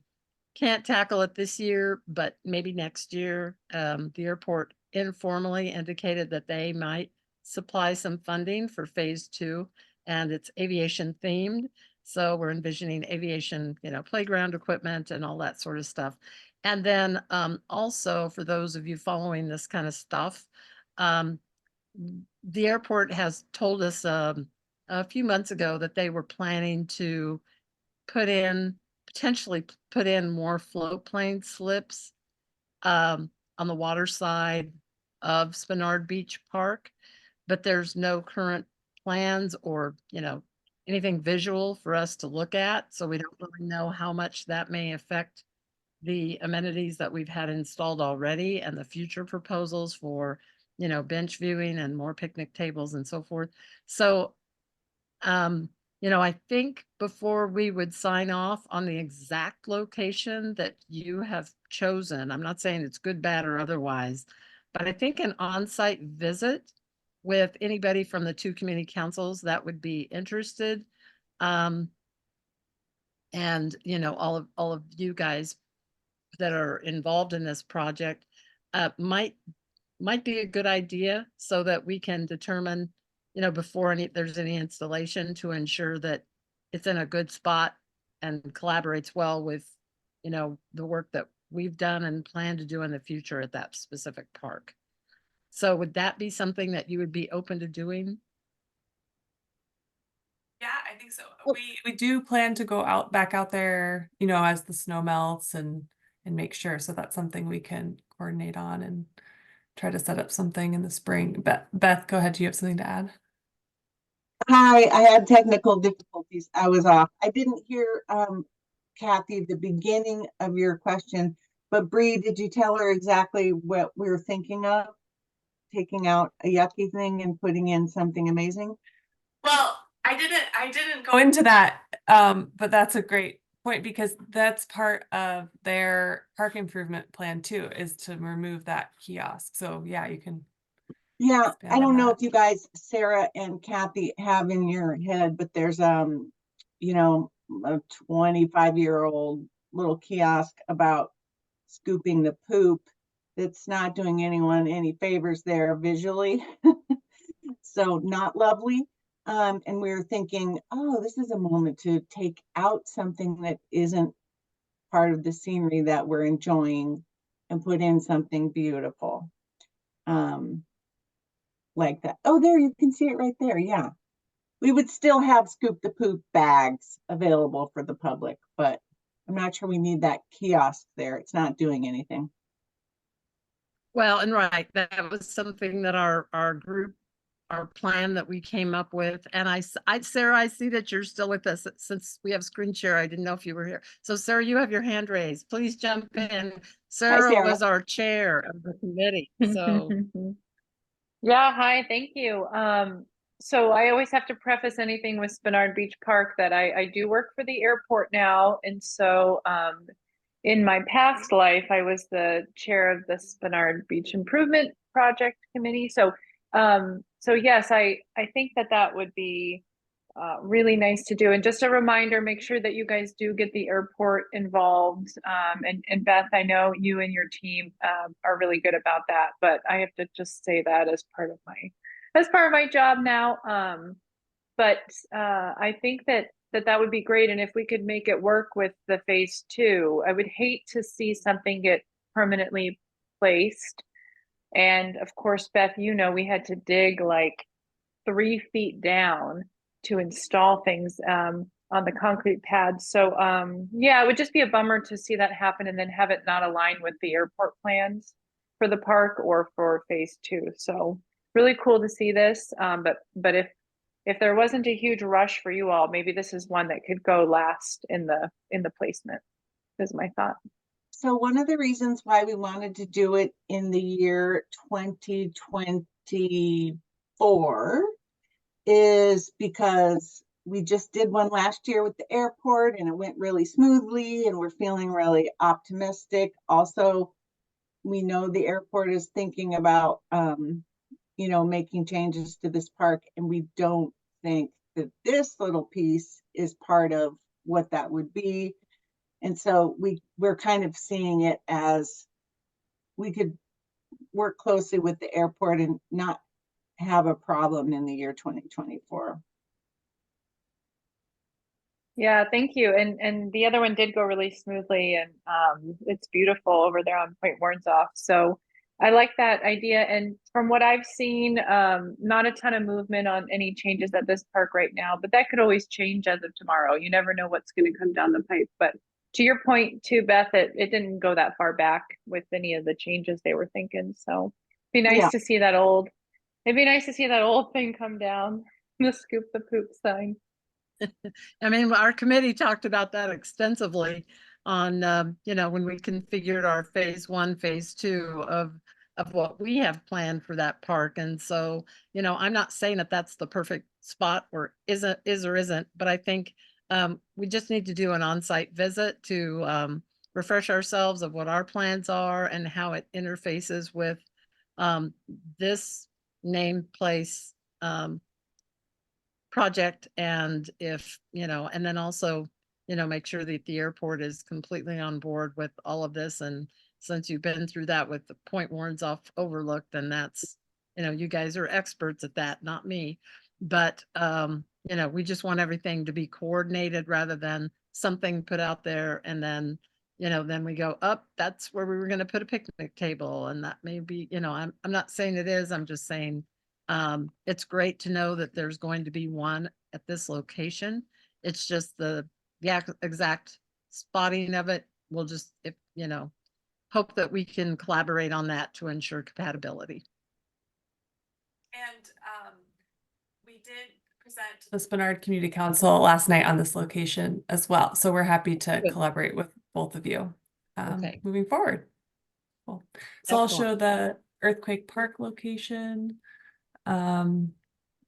So this would be, so here's the coastal trail, and then this is like the Earthquake Park Hill right as you crest to the top, and then the little branch trail splits off to the interpretive area with a lot of the earthquake interpretive signage. And we're picturing it on the opposite side of that, but still kind of within that overall plaza space. Maybe tucked in kind of between the trees, a similar installation like we showed for Spinard Beach Park. I guess Erin or Beth, anything to add to that?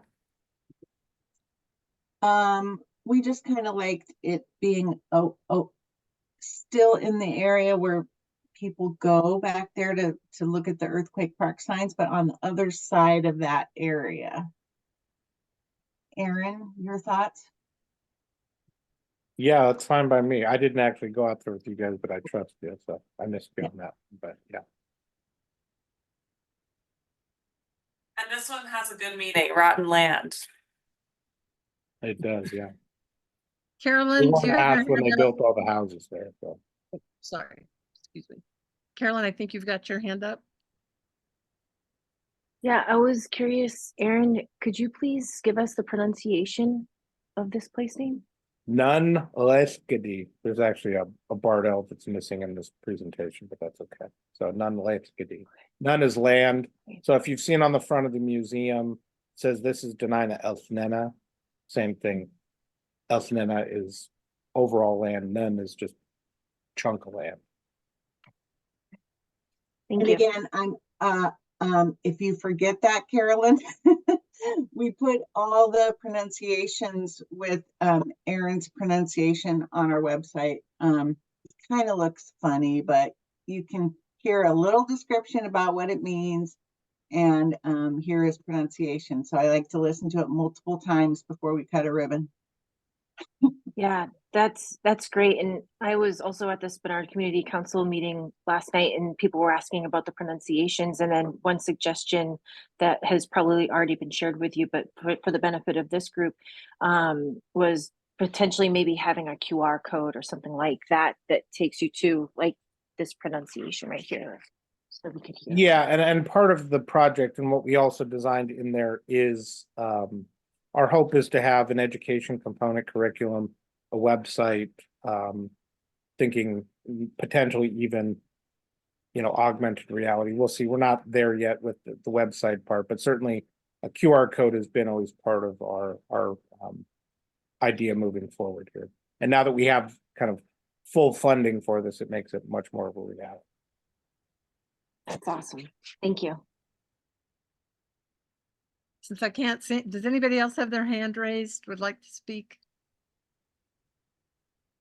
Okay, I've just got, so you won't be removing any trees or anything for the installation of this in that location, will you?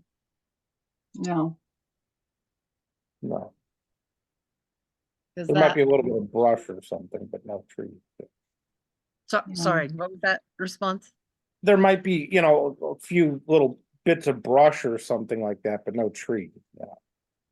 The spot that we were looking at is very near some picnic tables, and it's, you know, we want to be able to walk up to it. So this particular spot is no trees.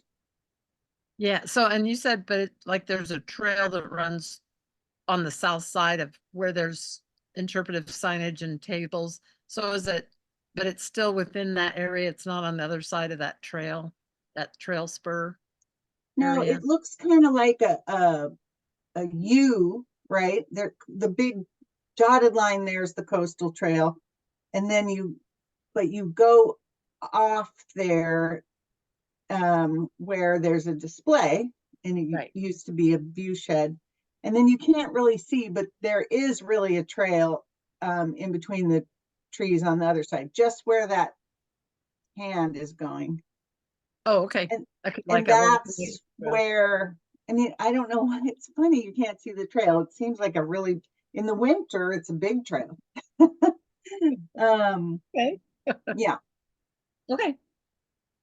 Okay, does anybody else have any questions or comments on this? It's Dan? I have a question on the location of this one. Why put it on that side, on the west side by that trail versus the east side, which is the main trail going into that overlook area? So you're thinking this side over here. Go ahead, Beth. Yeah. There were just there's a lot of signs over there, and we weren't thinking of pulling out signs. Oh, okay. All right. Very good. Even though those signs are needing to be replaced. They are old, that's true, but yeah. Yeah, we were laughing while we were on site. They're so old that they're retro. They're almost like new again. Oh. They look back in vogue. Okay. Okay, anybody else on this?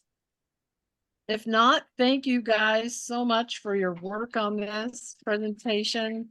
It's awesome to hear you've got full funding for all of these that we've placed around town. And, you know, the only caveat it sounds like is we would like to meet sometime in the spring out at Spenard Beach Park with airport and Spenard and Turnagain and you guys, just to make sure that we are comfortable with the compatibility of that versus some of the other stuff. I mean, we were thinking, you know, aviation themed in that park. And so this clearly is kind of you know, a different direction, but it's certainly justified. It's just that we want it to make sure it just fits in with that park and how it's being used and what the future plans of it are. So, and we appreciate that accommodation. So, so thank you guys again. The next item on our agenda. Kathy, can I make just a couple of announcements? Do you have time for that? Yeah, go for it. Okay, good. We have 2 grants open at the Anchorage Park Foundation right now. One is the challenge grants. And we do those every couple of years, and Turnagain has participated in that multiple times. And most recently for the Spenard Beach one. So that grant is open. The other grant that's open is Neighborhood Forest Grant. And that one is not open to Turnagain. It has to be these certain neighborhoods based on federal guidelines, and they have to be these neighborhoods of need. But Spenard is eligible, so we know there'll be a few Spenard projects. And, you know, I guess I'd just like to tell everyone, we did get a nice big grant from the Forest Service it's a 5-year grant, and we're going to be doing a lot of community forestry with groups and with outdoor schools. So just it's very exciting stuff with forestry. The other thing is that the youth employment and park jobs are open until March the 17th. So you have like 10 more days to get any teenager that you know into the Youth Employment and Parks program. It's outdoor work. The work is great. The conditions can be hard, but it creates a lot of camaraderie and helps you build community. So we're all about it. We love Youth Employment and Parks. Go to our website and jump on. Every teenager that applies gets an interview, and even the interviews alone are a great experience. So don't forget, don't miss the deadline for Youth Employment and Parks. And then I do have the whole list of everything that's on the bond. It's Proposition 4. I can answer any questions. We have a map on our website, AnchorageParkFoundation.org. And it's a story map. So it shows a little bit about each of the items on the bond. It's $4.3 million this year, which is a little bit more than we've had in recent years. And it looks like Karen has a question. Yeah, is that a little bit higher? Is that to take advantage of matches for federal investments? Is that reflective of bond debt that's been retired for the park bonds, or can you talk about that? Yeah, a couple of the projects on the list are providing us the 9.3% federal match that we have to provide for a federal project. So yes, that is an exciting part. The coastal trail connection to the Ship Creek Trail, that's $1.5 million of the 4.3 million. And that's, again, it's local contribution for federal dollars. And there's another small part on there for the Fish Creek Trail connection to the ocean, and that's local contribution for federal dollars. So the reason of how it got to $4.3 million, you know, the mayor had initially put forward a very small bond, and so then the assembly had to decide what to do with that, and they went a little bit bigger, which I think this community has had it. We haven't lost a park bond battle since I've been around, like I think it was 2004. So I think the community loves its parks and trails and is willing to pay their local contribution. Thanks. Okay, thank you, Beth. Thank you, Karen, for your question. Anybody else? Oh, go ahead, Karen. Before we move on to from this topic, did anybody in the meeting or group have any opinions about parks in our area that needs some attention? The Lloyd Steele soccer field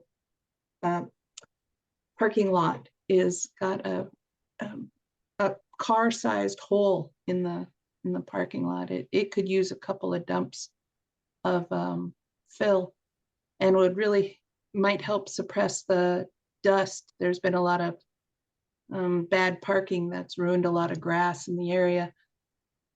And maybe some overall, I don't know, people or car control improvements, because the success of Rush soccer team has meant that far more cars are coming down this road at 30 miles an hour than should be. If nobody else had any other park priorities in mind, maybe I'd be willing to see about trying to get a community grant put together for the council's consideration, and looking for any input. Thanks. Okay, thank you, Karen. I know that we do have our CIP list. I don't have it right in front of me, so I couldn't tell you which parks are on that list. I don't think this came to our attention. I believe it was last summer. And we took a look out there, husband Dan and I, and yeah, it's in pretty bad shape, especially with all the rain that fell last summer. And so, and the homes that live right on that access street off east of Wisconsin, having to deal with a lot since that area is so popular. But yeah, Karen, we could talk more about that as far as a community grant or something. I mean, we shouldn't ever turn down an offer of somebody pursuing something to do a park improvement, whether it's on our CIP list or not. So, so thanks, Karen, and we can discuss that further. And I'll Carolyn, bring it up. I'm happy to bring it up with my with the parks director tomorrow morning. I meet with them weekly, and I didn't know about that one, so I'll just bring it up and see if anyone has a reaction. You're saying you told them already, so that's car size hole doesn't sound good. I'm willing to follow up on that. Thank you, Beth. I appreciate that. Did you have your hand up, Carolyn? Carolyn, did you have your hand up?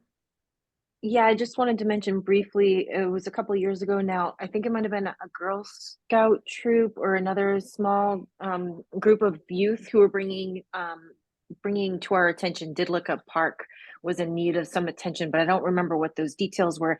And I think it might have made it to our CIP list at one point, but I don't know that it's on there currently. So just bringing that up. Yep, it's still on it. And that the ranking of that will come up again at our May meeting, to vote on ranking. And so, certainly, or any new project we can include. So just heads up on that. The deadline for that is always at the end of May to submit our community council ranking on roads and drainage and park projects. So, okay, we are going to move on now to our. Yeah, I'm sorry. Karen, If go ahead. you would just, because the deadline will be passed by the time we meet again, President Gleason, I wondered, Beth, if you wouldn't mind providing any feedback to me somehow. I could put my email, or I don't know if you'd Yes, like to I will copy better. your email down, or if you put your email in the chat. And of course, anyone can get me at beth@anchorageparkfoundation.org. Thanks so much. Thanks, President Gleason. Okay, thank you. But yeah, the deadline on that CIP is oh, you're talking about the challenge grants. Is that what you were talking about, Karen? Yeah, that's March 20th is the deadline. Or yeah, okay, yeah. Yeah, that would probably be too late to probably submit something on behalf of the council. Anyway, so okay, well, let's go ahead and move on to the next agenda item. And it's consideration of draft TCC comments with regard to the Forest Park Drive surface rehabilitation. And for those of you who are regular attendees, you know that we've been trying to get work improvements on Forest Park Drive ever since we did the Safe Routes to School initiative quite a few years ago. So Marnie, she's been doing the yeoman's work on this project. So please take the floor and move us through this these comments. Thanks, Kathy. And thanks to the TCC for keeping this effort front and center. By way of background, just briefly, last summer, the municipality was out here doing its field work and its preliminary design work for the resurfacing. And they also were looking at the condition of the water piping. AWW was out here as well. And all of that has led them to release this preliminary design for comment to relative agencies and the TCC.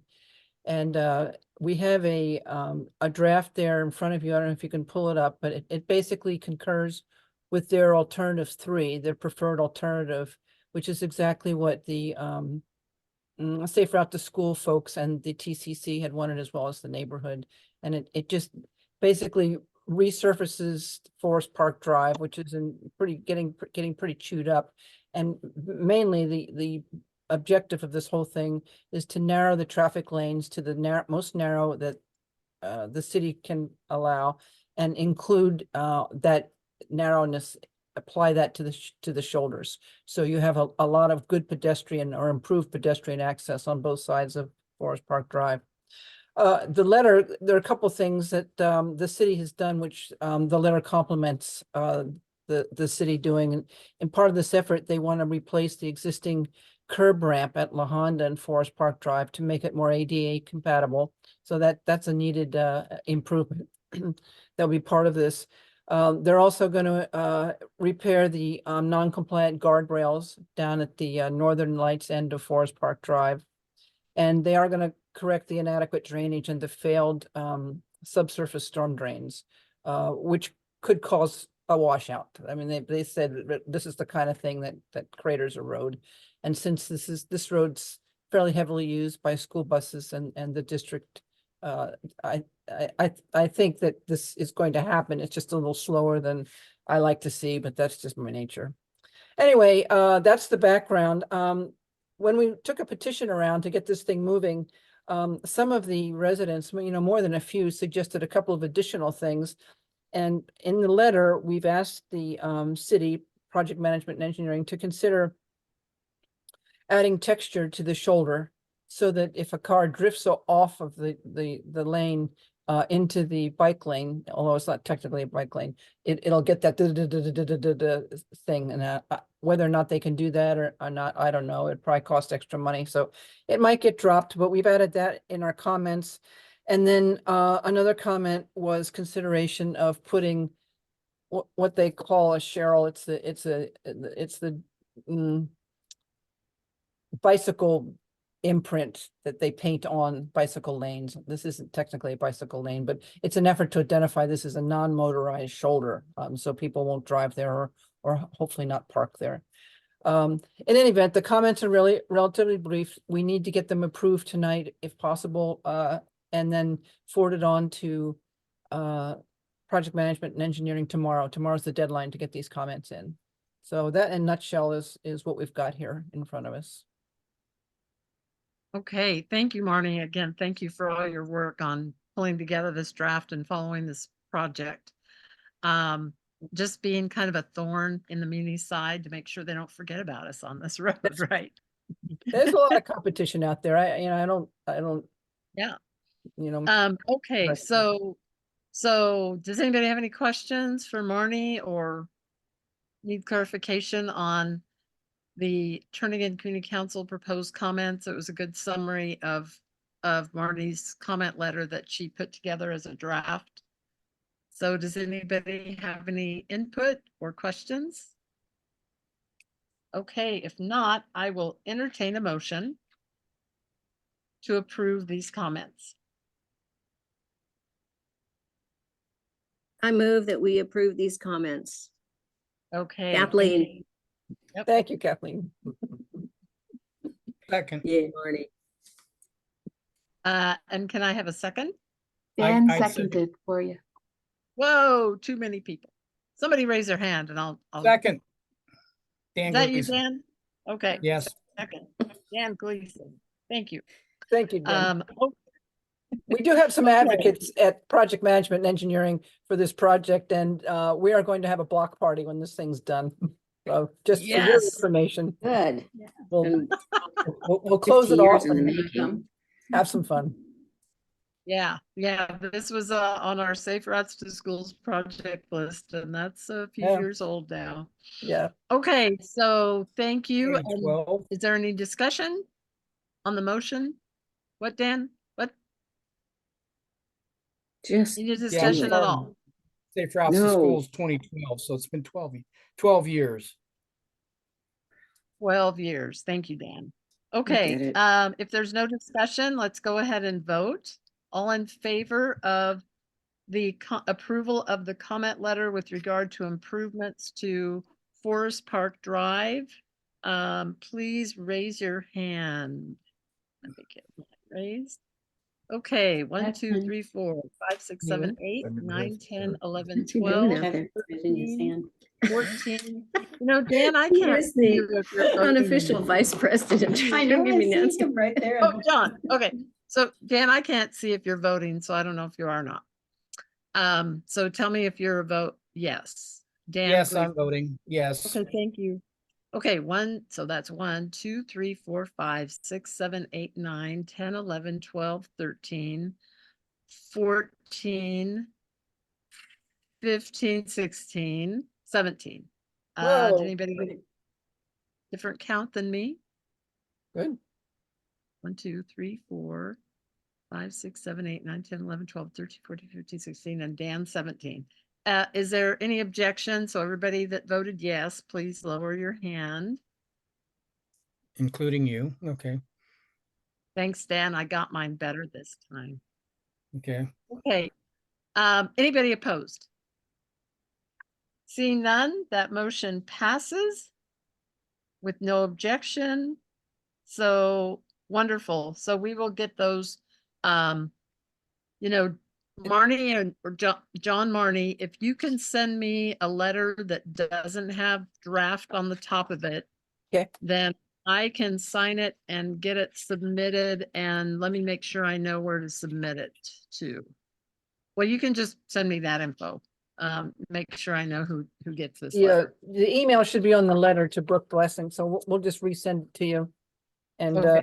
l- I le- think le- I probably have it, but I'll look again. Okay, thank you guys so much. yeah, Hopefully, super. and so, do you think it would be done this year then, or not? They're no, this gets No, us. okay, into- no, There's just won't be done this year. they're just struggling with money, I think is the problem, which is odd because Okay. there's plenty of money. In any event, 2025 they're talking about. Okay, So I will go back to the neighborhood with the, and also I'll call Brooke that this was passed unanimously and, hang in there. okay, yeah. Thanks, Something everybody. something to hang your hope hat on. Right. One step closer. Okay.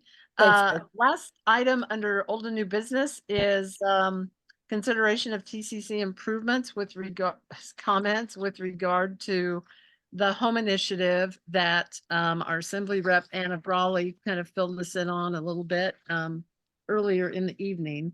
And so it's a big proposal. And so I'm gonna let John take the lead on kind of giving the highlights or lowlights on draft comments that have been put together. And as was said earlier, the Planning and Zoning Commission public hearing opens on March 18th.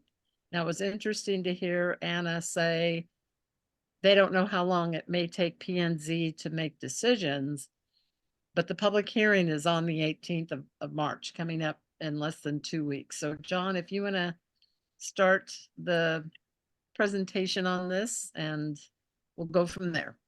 Thanks. Yeah, this is, there's been a lot of conversation about this throughout community councils, around Anchorage. And, this is done with the intent to reduce the complexity of the number of zoning districts and reduce them from 13 down to 5 residential districts.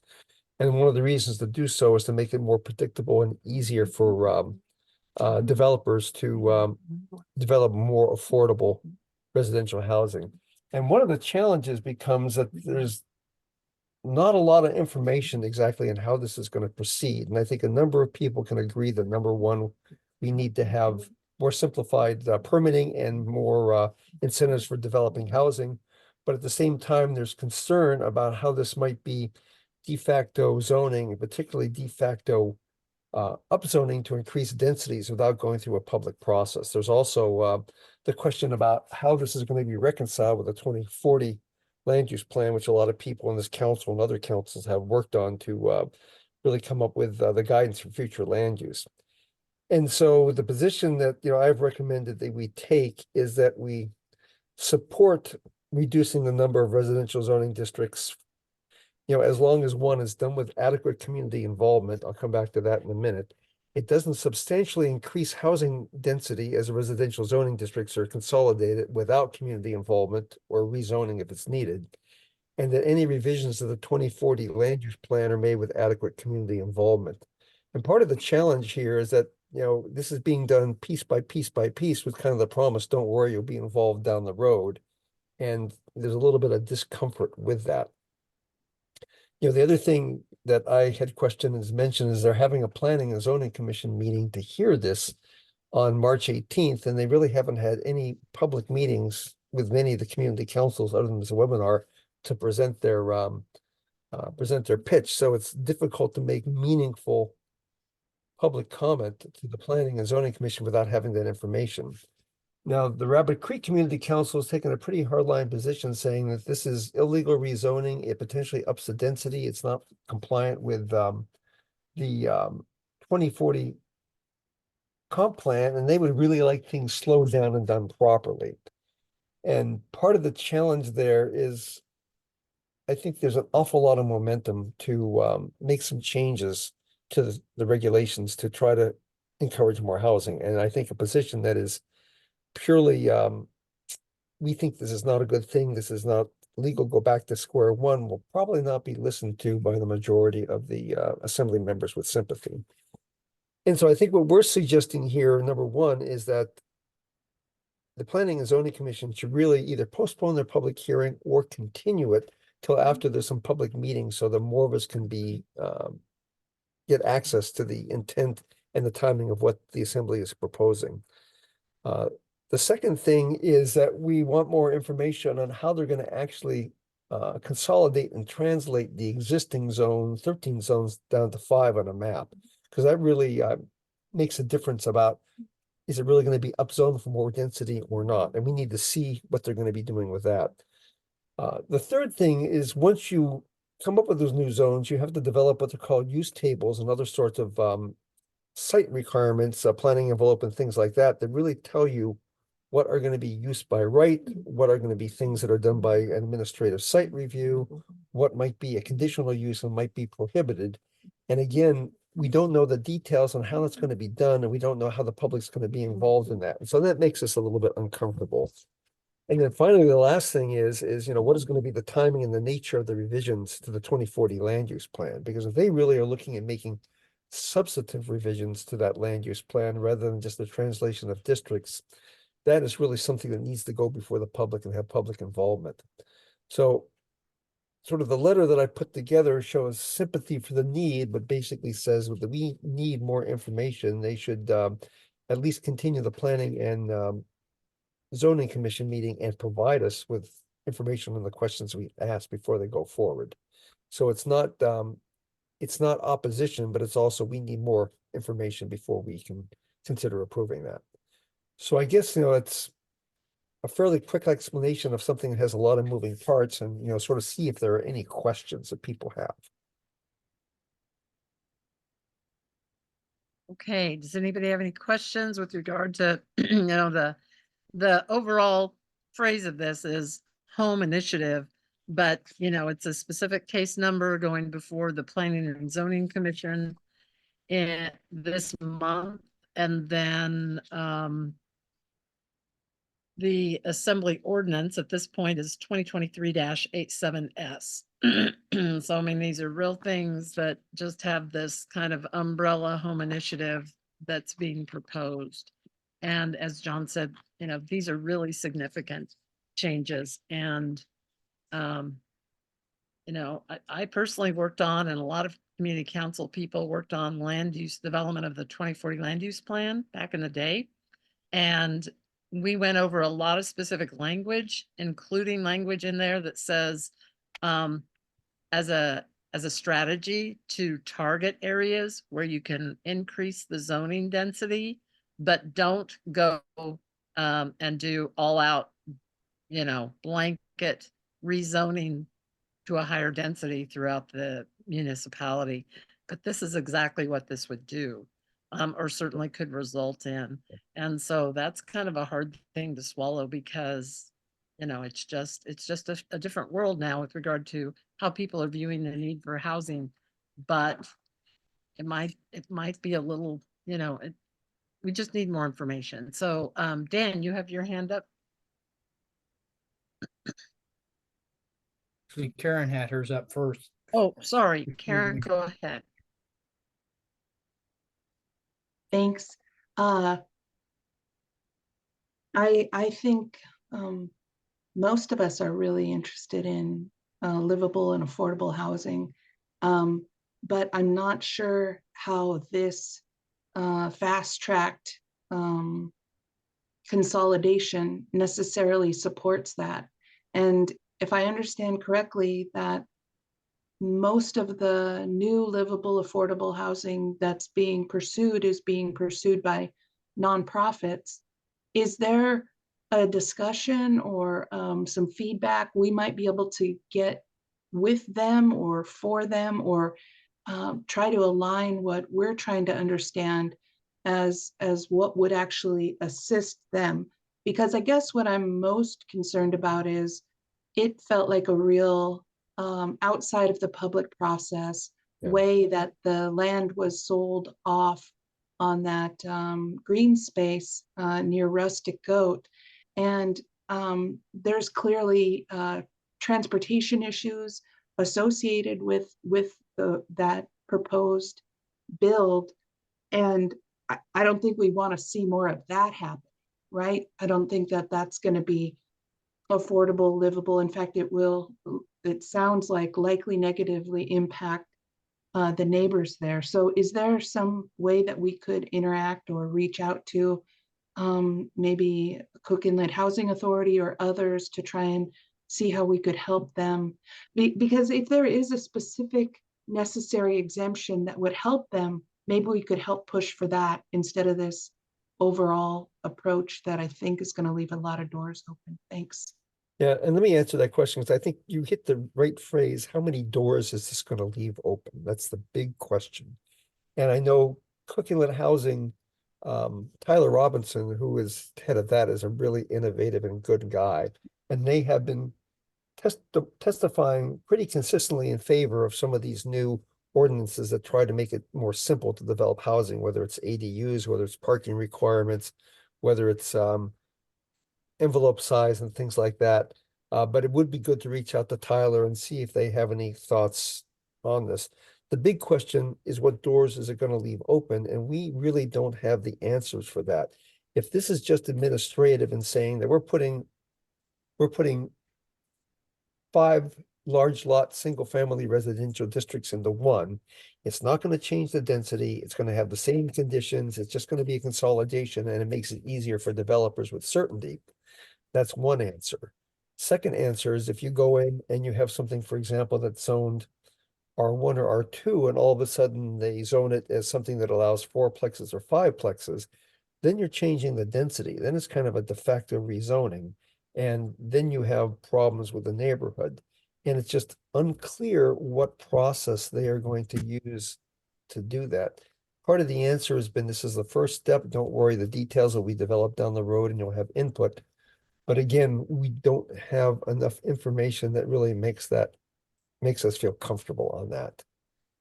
So I don't know if that answers your question to some degree, but we could certainly reach out to Tyler and others and see what they think. Yeah, and just since you mentioned you know, it's been phrased the Woodland Park situation where it was supposed to remain, you know, parkland in perpetuity. They're across the street on Turnigan Street across Rustic Goat. And, you know, in the end, the municipality and the assembly approved private purchase of, you know, over half of that land. And we know that JJ Brooks, he hasn't been hiding anything. He plans to put pretty high density apartments there. And the changes in code that have taken place now and, you know, moving forward, that's going to allow him to put as many as he can shove in there because that will maximize his profit. He admitted that the apartments that exist now, the 6 behind the Rustic Goat, south of the Rustic Goat, he gets high rental monthly rental from those tenants, and there's a waiting list. And so his intent is not to, unless he's changed his mind. I haven't personally talked to him in a few months, but certainly last year he indicated that it was not his intent to build any kind of, you know, low income housing. He's looking at as a developer typically does to maximize his profits. And so that's a really good question, that if it's private developers, are they really going to start building low income housing with these changes, or is it more like the Cook Inlet people? And where are these code changes really going to accomplish the goal that so many people say and show, and we all know is a need for lower income affordable housing? Shouldn't even say lower income, just affordable housing. Yep. Okay, so Dan, go ahead. Well, my problem is with this whole situation and this ordinance is that we need, I think we're getting the cart before the horse. We need to plan, revisit or redo the 2040 plan going forward, and then use that as the basis, and then look at the zoning areas and look and do a comprehensive review of our zoning, our densities, our housing going from 13 to 5 for these uses, and how it affects the developers. I've heard that it's not the zoning or the going from 13 to 5 that's really the effect. It's your materials, your construction equipment, your labor. Those are the 3 big things that they have that won't be solved by the changing from 13 to 5. So to me, doing the 2040 and updating it first, and then going to these zoning and updating the zones, updating the housing, the permits, and going through there and doing it that way makes more sense than what we're doing here. I think we're getting the cart before the horse. Yeah, I have a couple comments on that, but maybe Carolyn next, and I know Melissa put in some comments that I tried to incorporate in what I wrote. Oh, no, go ahead, John. You know, again, I think one way to look at this is that if you took the 2040 plan with the densities that are there right now, this would not necessarily change that, because you would just be relabeling the zones. Instead of 6 large lot single family residential zones, you just have one classification. You could say the same thing for R3. The one big difference is it does combine R1 and R2 into one zone. So you now have a zone that'll be single family and duplexes, and some people may not like that. But I think as a theoretical construct, that itself doesn't make the changes.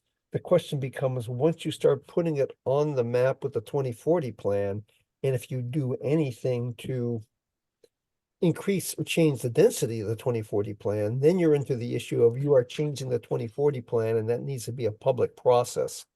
And they are fairly vague on how they're going to do it, other than that they're going to try to rectify that as they move this forward.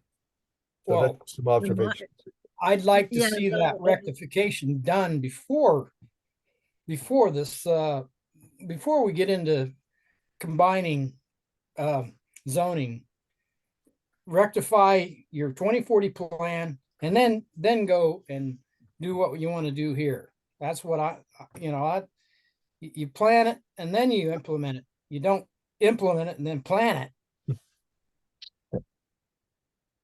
Yes, right, Carol? and if I can just jump Go in, ahead. Carolyn, and I think I read somewhere, but I'd have to, I mean, I've seen a lot of, like Rabbit Creek Community Council, they've have done a microscopic digestion, if that's a way to put it, of this proposal and comparing it to the land use plan and current municipal code. And, their position, as John said, it's pretty hardcore that they feel like this completely violates everything that are approved plans. And so it's my understanding that, John, correct me if I'm wrong, that now they're just looking at it as doing concurrently. So when the assembly comes up with their final ordinance that'll go before them to consider, it will not only consolidate the zoning, but then it'll incorporate justifying that with changes to the land use plan and Title 21 all in one package. And I think that that's troublesome. If I think- I understand it right, that's It's, they're just yeah, going to do most things all in one package. So it's one justifies the other all in one ordinance. But Carolyn, go ahead. Maybe you have a better take on this. I don't know that I do. I excuse me, I am probably gonna abstain from this vote because I want to take a look at that webinar and have a better informed opinion of the home initiative. I value everybody's opinions that are being shared here. I'm not a planner. I don't have the expertise, and I haven't read the ordinance, so I hesitate to take a position at this time one way or the other. The one thing that I will say is that Anchorage needs housing, and it's not just affordable housing, and it's not just low income or however you want to label it housing. It's also attainable housing, and it's also upper end housing. There's a bottleneck right now taking place in our housing market where there's no movement up or down, so that people who are seeing themselves or finding themselves as newly empty nesters and who want to downsize, there's no place for them to go. And there's no place for people who are in the up and up and growing a family, there's no place for them to go. And so it's this cyclical bottleneck. And until we get more housing online, period, it doesn't matter if it's built by a for-profit or a nonprofit, until we get more housing to loosen up this logjam, like we're going to continue to see the issues that we're facing here and frankly across the state too. So that's my position at this moment. Okay.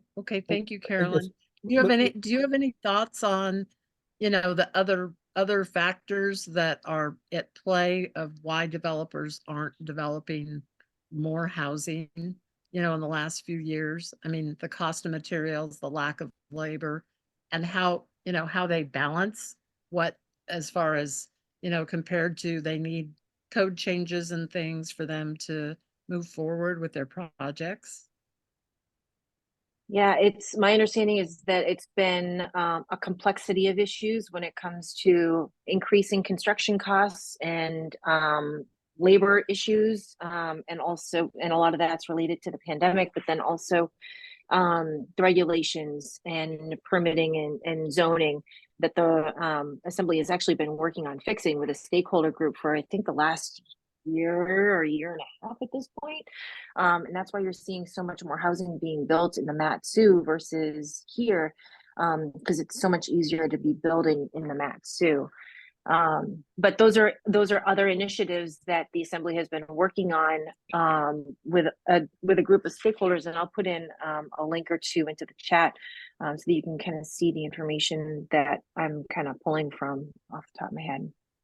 Okay, that'd be great. Thank you, Carolyn. Kathy, John, did I don't know if yeah. Melissa has anything you want to add, because you did send us some comments, and anything you want to add to this conversation. John, I appreciate the opportunity to say something, but I honestly don't remember what my comments were. I would just actually probably repeat what Carolyn just said. I think that's a complex situation. There's a lot of different factors involved, and zoning happens to be, I wouldn't call it an easy fix, but it's a straightforward fix, something that we can take care of in a pretty straightforward manner. And I would support doing that while we continue to work on some of these other issues as well. So one approach here might be to slightly modify the comments and put the first deadline we have is the Planning and Zoning Commission meeting. And if they're going to continue with that public hearing and they don't postpone it, then that's our opportunity to testify. And so what we might want to say is that we have sympathy for this. There is not enough information on how this is going to be implemented, how they are going to reconcile those zoning districts to the 2040 plan, how they're going to develop the use tables, how the public's going to be involved, and that we do not support them approving this change until that information is provided to us. And that might be one path to take. Because it seems like if we had more information, we might feel a bit more comfortable about what this really means.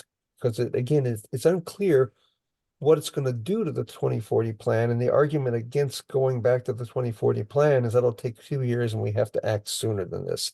And one strategy in public involvement that I've used throughout my career is if you say no to something, you lose the opportunity to say, this is what you need to do. And if you look at some of Rabbit Creek's comments, they do have, we think this is not legal. You think need to do this, but if you go forward, do these things. And so at the very least, if we submit comments, we might oppose something, but we also have to say, if you choose to go forward, these are some actions you need to take. I think if we could get them not to take action at this point in time, we have the assembly members and others come to us and they provide more detail about what you're going to do about developing the use tables. How are you going to apply this on the ground to the zoning districts? And how are you going to involve the public in the 2040 plan reconciliation? We might feel either more comfortable or at least a little bit more sure in what our ultimate position would be.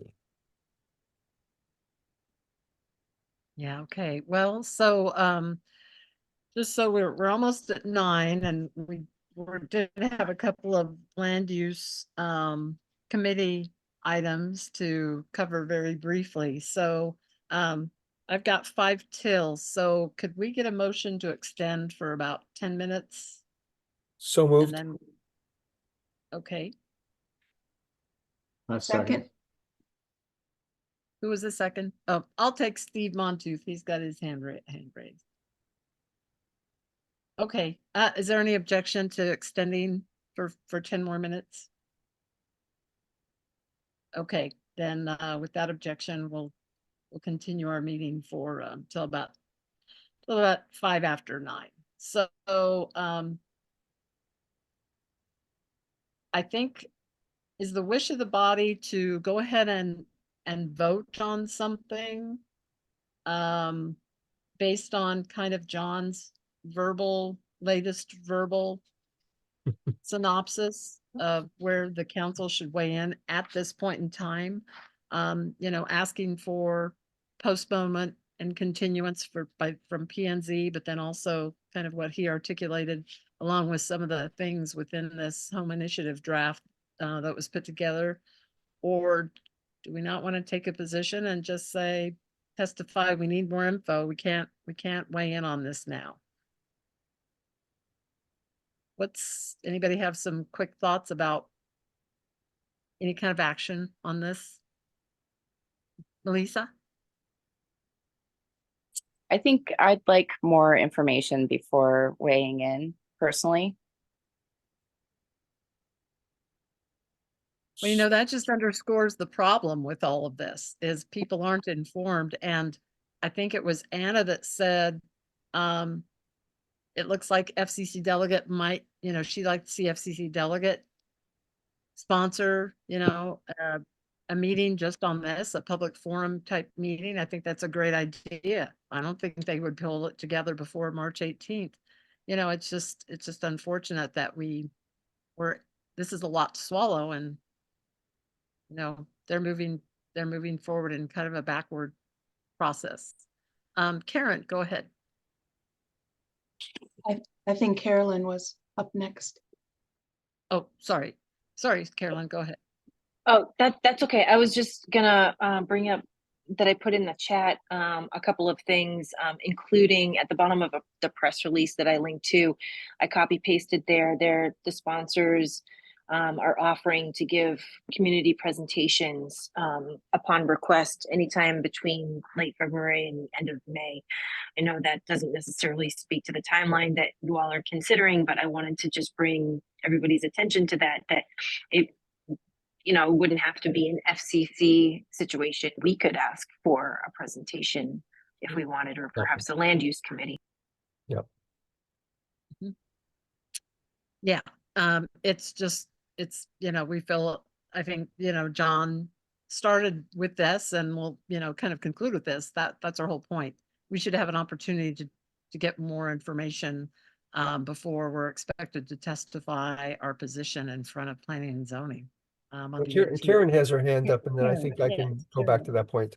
And I think part of the problem is, I mean, this isn't the first time I've checked out this Holmes webinar or had somebody talk about it, or tried to get a better understanding of the mechanisms that how reducing the number of whatevers is going to improve affordable and or attainable housing.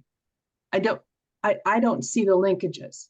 What I do see, in this presentation is that we want these more housing with things like supportive housing, housing for seniors, starter homes, condominiums, walkable neighborhoods, innovative design, but just collapsing the number of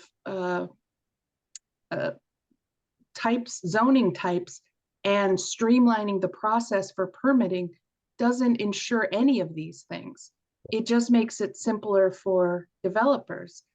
But if the developers who have the capacity to do these sorts of things, these things that require extra work, extra even subsidized functionality of the operations, it's not going to be developers who need streamlined permitting. It's going to be nonprofits or other agency type organizations who are going to be doing it. So I don't see the mechanisms in the presentations I've seen. And maybe that's the explicit thing to ask for at the zoning meeting, is to make those linkages between how collapsing these and streamlining the permitting process doesn't exclude the public and does actually give us multi-generational housing or affordable rentals.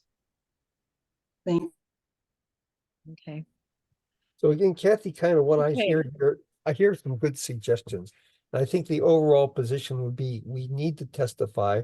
We need to testify that we do not have enough information, raise some of the points that I brought up, raise some of the points that Karen and others have brought up, and basically ask the Planning and Zoning Commission to defer action until we hear some of this information and get some of this information from the sponsors and have an opportunity to do so. Okay, is everybody good with that? What John just suggested? We wouldn't be passing anything formal. It would just be kind of testimony reflecting our discussion today and where we're at in trying to figure out this process. Sandy, go ahead.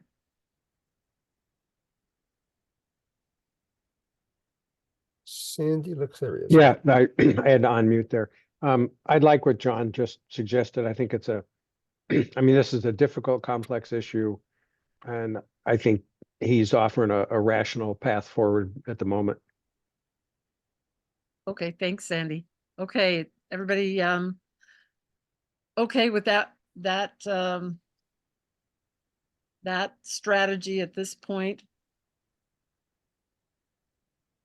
Okay, and then we will, so certainly, you know, I can testify on behalf of the council. John can testify on behalf of the council. Karen can testify you know, we'll figure it out as a board. And of course, I encourage all of you who have really good comments and insights about how this may or may not work or what we need moving forward. You know, please submit some testimony, you know, comments, or to show up in person and testify on the 18th. They're going to have a work session from 5:30 to 6:30, and then the official meeting starts at 6:30. I looked today for an agenda of that meeting and couldn't find it, so I don't know where it's at on the agenda, but I assume this is going to be the key thing on their agenda. But I'm speculating because there's no agenda posted yet. Marnie has a hand up. Oh, Marnie. Yes, go Hi, ahead. Kathy, just curious, have you been in touch with other community councils? Is there a broad interest in testifying at planning and zoning, or on holding the line until we get info? Or do you know if there's any continuity here? Well, there was a presentation at the FCC meeting on the day was that, I think it was the 23rd of February 20, well, anyway, last month. But, you know, it was a presentation, and then there wasn't a lot of discussion. And certainly there are community councils out there, based on what I've heard, that have some concerns. And as John mentioned, Rabbit Creek Community Council has gone to an extreme to really take a really hard look at this. And I don't know how broadly that view of the world is by other councils. Just not enough information to know that yet. Yeah. Kathy, Okay, thanks. Yes, Dan. move to extend the meeting by 20 minutes from 9:04 to 9:20, not 9:24. Okay, thank you, Dan. Do I have a second? Second. Okay, Karen, thank you. Is there any objection? We'll wrap this up and then quickly cover our 2 land use committee items. No objection? Okay, it is extended until 9:20. Thank you, Dan. So, yeah, it's difficult to know what other councils are really weighing in, where they're at. I haven't had any kind of, that's why I think an FCC sponsored kind of forum where they could have the presentation, then you'd probably get different community council representation attending and Yeah. voicing kind of where they're at on it, and that would be helpful. Yeah. Okay, so why don't we leave it at that?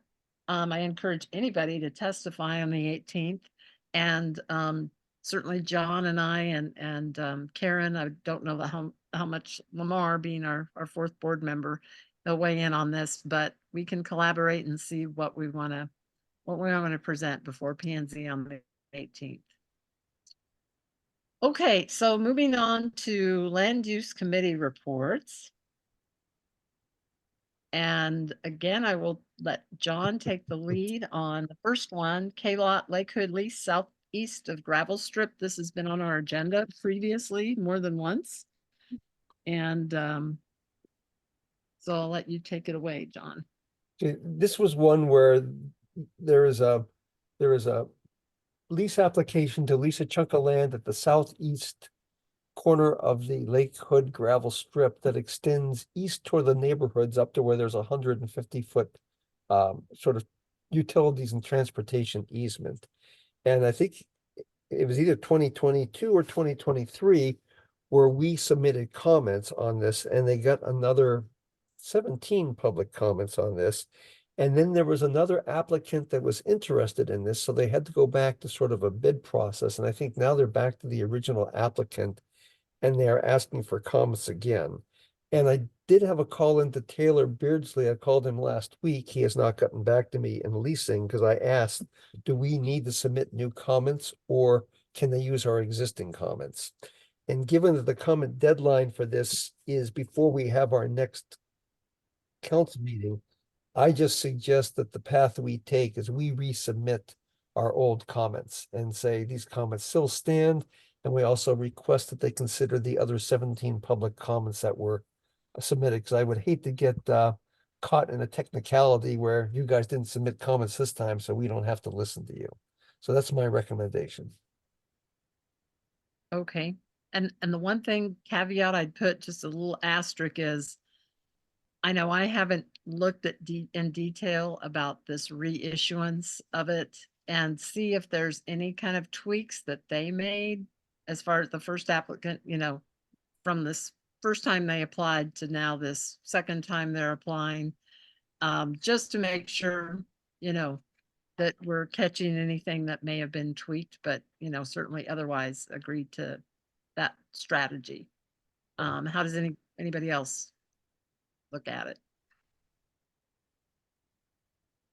Oh, if you would like me to comment on behalf of the airport, I will ask Taylor tomorrow for you whether or not you need to resubmit comments. You are always invited to resubmit comments anyways. The worst thing that would happen is when we correlate all the public comments, we just have your exact same comment twice.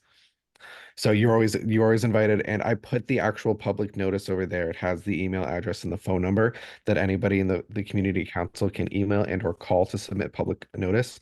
There is also a at the bottom, there's the public notice itself is a PDF downloadable, as well as a map of kind of the outline of what the KLOT structure looks like, which you can take a look on there.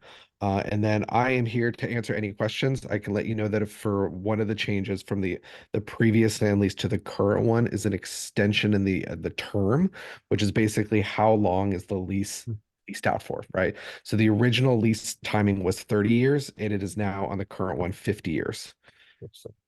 Wow. That's good to know. Thank you. Well, that's kind of a significant change in one way, but you know, I'm not sure it would bear on anything on our comments as far as our original ones. Okay, thank you, Eric. Anybody else have anything? Does that sound like a plan as far as the board and what we'll do with our comments? We'll just take a real quick look at, I forgot when comments are due. Eric, do you know when, can you provide that information? Oh yeah, let me look at it right now. It is due, oh no, where is it? March 15th. March 15th. Okay, so we have a tiny bit of breathing room to go ahead and take a quick look at it, make sure we're good. And then we might slightly amend our comments as long as they, you know, pretty well follow the concerns and everything that we expressed previously. Yeah, Steve. Yeah, I wondered if people would be, we could solicit more opinions or comments about this as opposed to going to sort of existing ones. Increase our quantity, in other words. Sorry, I'm not quite sure what you said, Steve. I say encourage more people to submit comments. Is that what you mean?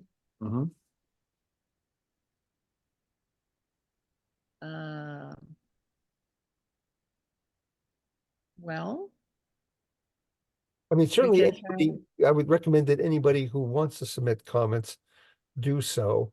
I may work with Lamar just to see that all the neighbors who submitted comments last time are aware of this, and perhaps also ask to resubmit the comments depending on what we hear back from Taylor and the airport about whether our existing comments still apply and are still good, because we do want all those previously submitted comments considered, along with, you know, if we have anything to add about the extension of the lease from 30 to 50 years. Yeah. Okay, well, why don't we just kind of leave it at that, and John will collaborate once Lamar gets back. He's out of town, is that right? Yeah, he's out of town. I I'll see if think I can find out when he's so. back.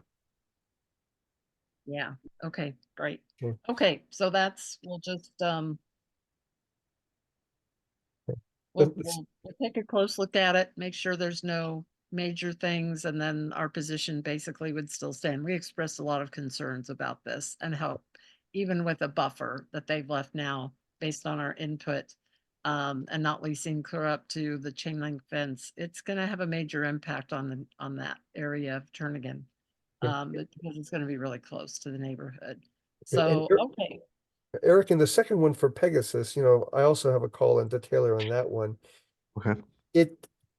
Pegasus is an existing aviation service, and it's unclear to me whether this is an existing lease that's being extended or a new lease, and whether there's an actual facility there. The one thing it appears is that it's close to the Charlie General Aviation parking, which is kind of where the new air tower is going to go. So it's, to me, it's kind of an interesting action at this point in time. Yeah, I mean, you're basically correct. There is a Pegasus building that's already there. So Okay. there's an existing lease and they're currently in the middle of the lease. So it's not like an extension or renewal of a lease. It is basically the airport wants to more concretely define the line of where Pegasus ends right there in preparation for a potential ATC tower there. Okay, As that's to helpful. where does the actual state lease end as opposed to where, because now, and I don't know if it's technically the federal government is going to be leasing that area for its new ATC tower and then we get the old land back, or if it's literally just going to become federal land. I'm not exactly sure about that, but I know that we want to make sure that the defined boundaries of that line around, and it's on the actual lease listing online, it still has the actual Charlie parking listed as Charlie parking, even though it's not there anymore. Okay. We're just really trying to define the boundaries of Charlie parking so that when the ATC tower starts getting built there, if it does, that's also not guaranteed. The boundary lines are there. But Pegasus is a current leasing member. There's no changes to their facilities there. Okay, thanks. That's helpful. I think if that's the case, then I would say that we don't really have any comments to submit, or if we want to say something, we just say we have no comments, but that's helpful to understand that it's pretty much administrative. It's not an increase in the existing use, and it's just to really kind of define the boundaries. So I appreciate that.